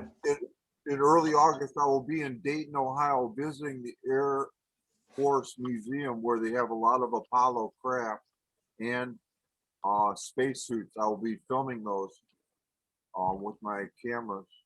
Awesome, Michael. Super so cool. I'll report back. Thank you. Nice. All right. Reporting live from Michigan, we have Michael Prent, who's en route to Dayton, Ohio. And in a cloud of smoke, he's moving down the highway. But awesome. Wow. Yeah, and so thank you, Michael. All right, keeping the campfire lit for us. Anyway, so within the system, they're basically in the Apollo, but they're like attacking. Exactly. Exactly. And so I've broken it down to kind of different forms of Klingons. There are Klingons that are outside the ship, outside the chrysalis, that are shooting laser guns. That would be like, I don't know, Donald Trump. He's not inside the chrysalis. He doesn't pretend to be part of transformation or anything. But then there's Klingons inside the ship who have, you know, the American flag on their, and they're saying, oh, we're one of you, we're one of you. But then they stab us in the back. And so I was talking earlier about the waves of character assassination coming from a specific network that pretends to be part of the chrysalis, pretends to be part of transformation. Everything in their marketing is all about love and compassion and unity, you know, World Unity Week and all that. And they do a, you know, in Spanish, we say, el mal hecho está muy bien hecho. Their evil deeds are very well done, very well executed, right? And, you know, like I said, they've done waves of character assassination attempts against me because they felt threatened by what we're doing here and what we stand for. Yeah, but going along with that Apollo metaphor, we are the ones with the cardboard, with the plastic, with the duct tape. We're going to reduce the carbon dioxide in our system, literally. And we're working hard right now. Absolutely. And we're the ones who are awakened, who are brave, who care enough to take the risk and to do this also. Exactly. Exactly. And just like within the Apollo spacecraft, the part of the ship that they were supposed to remain in on the journey to the moon, it was losing its oxygen. So they had to retreat to the actual lunar lander itself. They had to take refuge in the lunar lander, which is a smaller vessel within the larger ship. So we are finding and creating these safe spaces where we can get away from the Klingons, right? And so, you know, while we're designing and building the future, we also need to play defense and protect ourselves against these waves of Klingon attacks. And Sister Ivy often says we need to be alert, awake, and aware. And I used to think of these Klingon attacks as just pure negative, just like this. It's just this total nuisance. Here we are doing our work, moving along, doing our work, and then suddenly we're getting attacked and attacked and attacked. And I was like, what a pain in the butt. And I had to repel these attacks. It's all documented. I've sent emails saying, listen, you're, you know, making character assassinations against me based on these and these and these lies. Here is the truth. And in some cases, I've had to bring in other folks to help, you know, clarify the truth, right? And I used to think of that as just a pure waste of time, waste of energy and all that, but I've since become enlightened to a new possibility, which is that, you see, humanity loves a story. And whereas we're not wired to understand climate change and these weird, you know, non-human threats that are just all based on science and physics and photons and heat and all. And we do definitely get the enemy tribe. So if there is an enemy tribe that's it's wired into us. We come together, we sharpen our spears, we send out scouts, we're ready. That we know how to do. And so whereas people are kind of asleep about climate change, if and when we spin the story to a new story about Klingons attacking, that's something we can wake up everyone very quickly. Whether they're on the sides of the Klingons or on the side of the imaginal cells, right? Everyone will be awakened when we alert humanity to the fact that there is. We can enlist this one great artist who designed the SpongeBob SquarePants. He's a great, wonderful person too. He designed Louise Harrison, George Harrison's sister's logo for her environmental group. And that was before SpongeBob. And then he came up with SpongeBob later. But we could design Klingon, like we could design a little cartoon to tell our story. Love it. Mm. Love it. Let's do it. My Mhm. goodness, let's do it, Michael. I love it. And Mhm. here's the thing. We have this real life case study of this, very significant, well-known network of people who call themselves transformational. And what's interesting is it's kind of like a cult in that a lot of well-intentioned people have gotten sucked in and are paying money and following the leadership, and the leadership has these real cult-like characteristics. They're flamboyant personalities that just really make you feel right at home and come on in and all that. And then they stab you in the back. But here's the thing. I've got it all documented, including correspondence with these very leaders of this cult network of Klingons, right? Right. And so it's going to all be exposed. And I think this will be the greatest defense that we can possibly mount, because not only will we deal with this one constant source of attack, right, against us, but we'll send a message to all Klingons. You mess with us, we will expose you. So true. So true. Yeah. And we can also develop a playbook for dealing with Klingon attacks. It starts to happen because an attack against one of us, in this case, character assassination attempts against me, are really an attack against all of us. That's how the US legal criminal system Yeah. is based upon. It's not just an offense against the person, it's an offense against all of us. So the police, the government, the courts, they all step in. It's not just Jamin's responsibility to defend, it's all of us. So as we develop our network of imaginal cells, we are creating our own defenses against the Klingons, right? And Absolutely. yeah. It's important to understand the weaknesses and diseases that humans have, and the tools that these diseased humans use. And that's one of them.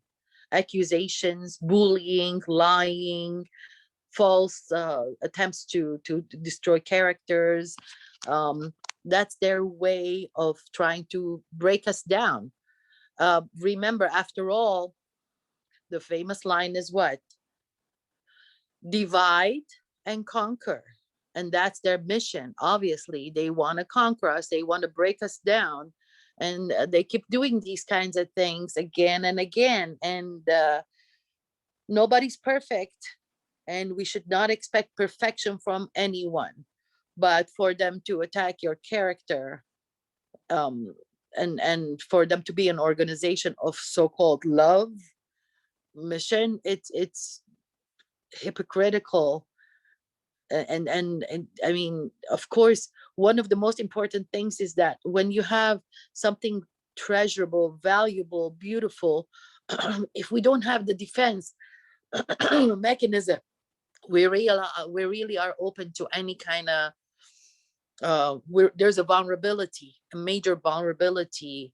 And one of the things that I can remember years ago, this could be maybe, I hope it applies. I believe Lebanon has been a key country in the Arabic countries, and it has always been in the eyes of everyone. Everybody loves, oh, it's the Europe of the Arabic countries and all that. And from what I understand, because it was never strong in protecting the boundaries, everybody had been able to go and do whatever they want. And if they had vengeance, they took it up. And until today, they still do that. This one has an issue with that one. They come to Lebanon and they practice it there. And that's not what we want. We don't need countries, and Lebanon, I'm sure, is not the only one. I'm sure there are other countries like that.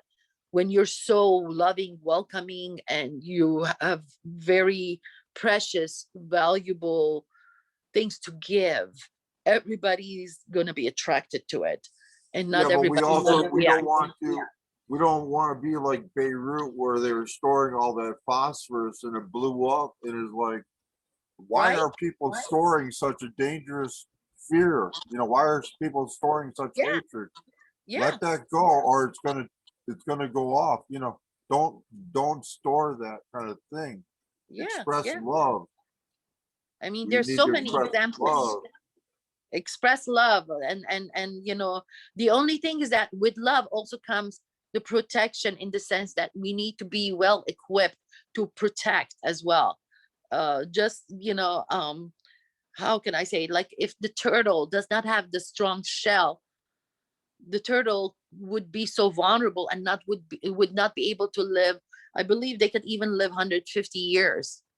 And I believe that shell is one of the reasons that a turtle can out survive other beings, because of that protective shell, protecting that gentle, vulnerable, beautiful being that is a bliss to survive.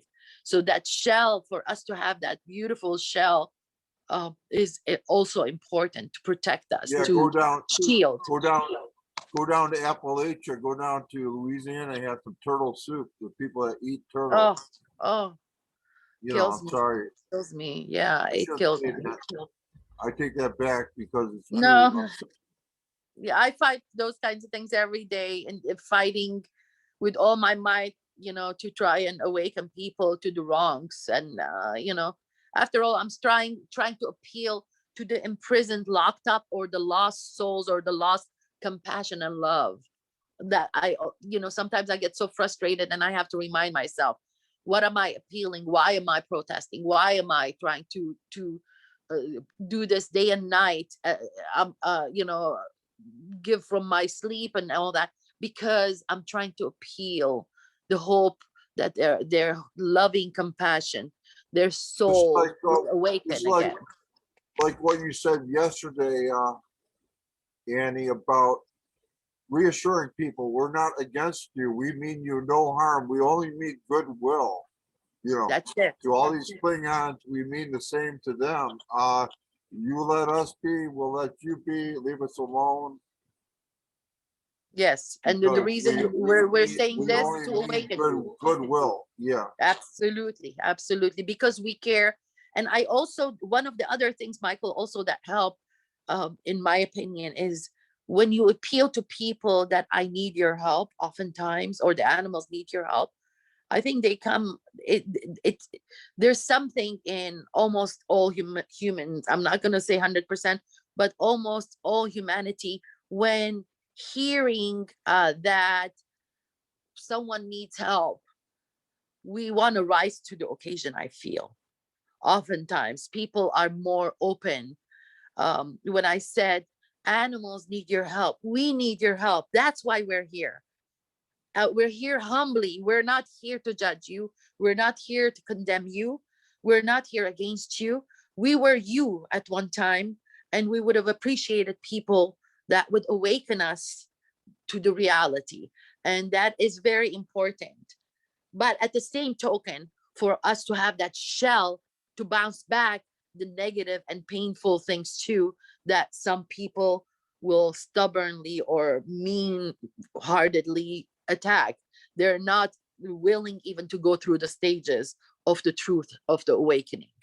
But Yeah, well, yeah. I like to practice this a little thought that, you know, I acknowledge that they're there and I release them to their greater good. I release them to their greater good. How's that? It That's helps a lot. wonderful. That's wonderful. That's wonderful. True that. Definitely. And no question about that. We do our best and leave the rest, right? Yeah, well, I give acknowledgement to my late great mentor, Jack Boland of the Renaissance Unity Church, and Mike Matoyne of Chicago Unity Church, the late great pastor down there, taught a lot about that. Wow. That's because beautiful. he was really a funny person, but he was very sensitive also, and I think he used his humor to deflect people, because he used to be on a submarine and he uses his humor to lighten things on a submarine. He was so funny. So anyway, he was a wonderful pastor, but he talked a lot about forgiveness and releasing someone to their greater good. It helps a lot. I find. I Yeah, have to go for just a second, excuse me. sure, no problem.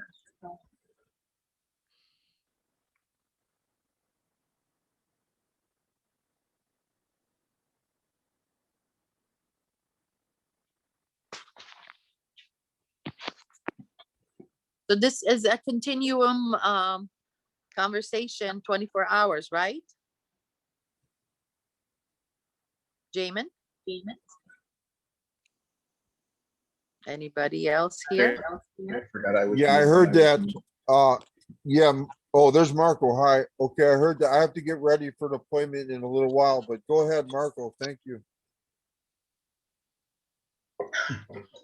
Yeah, we're here 24 hours. Sometimes it gets a little quiet like it just did. Haven't heard much from James, right? James today. James, his art is Hey. so beautiful. Wow. How you doing, brother? James, are you there? He might have went for a cup of tea. Oh, no, there he is. Hello, I'm here. I'm here. Sorry, Marco, and sorry, Annie and everyone. I just haven't been able to kind of engage in conversation. I have a few visitors today. It's a first sunny day of summer here in Ireland, and everyone decided to come to my house. Well, that's a good thing. That's awesome. Yeah. Well, lovely to meet you anyway, Annie, and I'll chat with you a little bit more there in a minute. But I do actually still have some visitors here. Yeah. Take care of your guests. Yeah, absolutely. Please do. By the way, I love your art. Beautiful. Thank you very much. Thank you. Yeah, of course. Of course. I just been kind of in listening mode today. I've got a lot going on and I'm trying to figure some things out. So, What kind of things are you trying to figure out? more or less my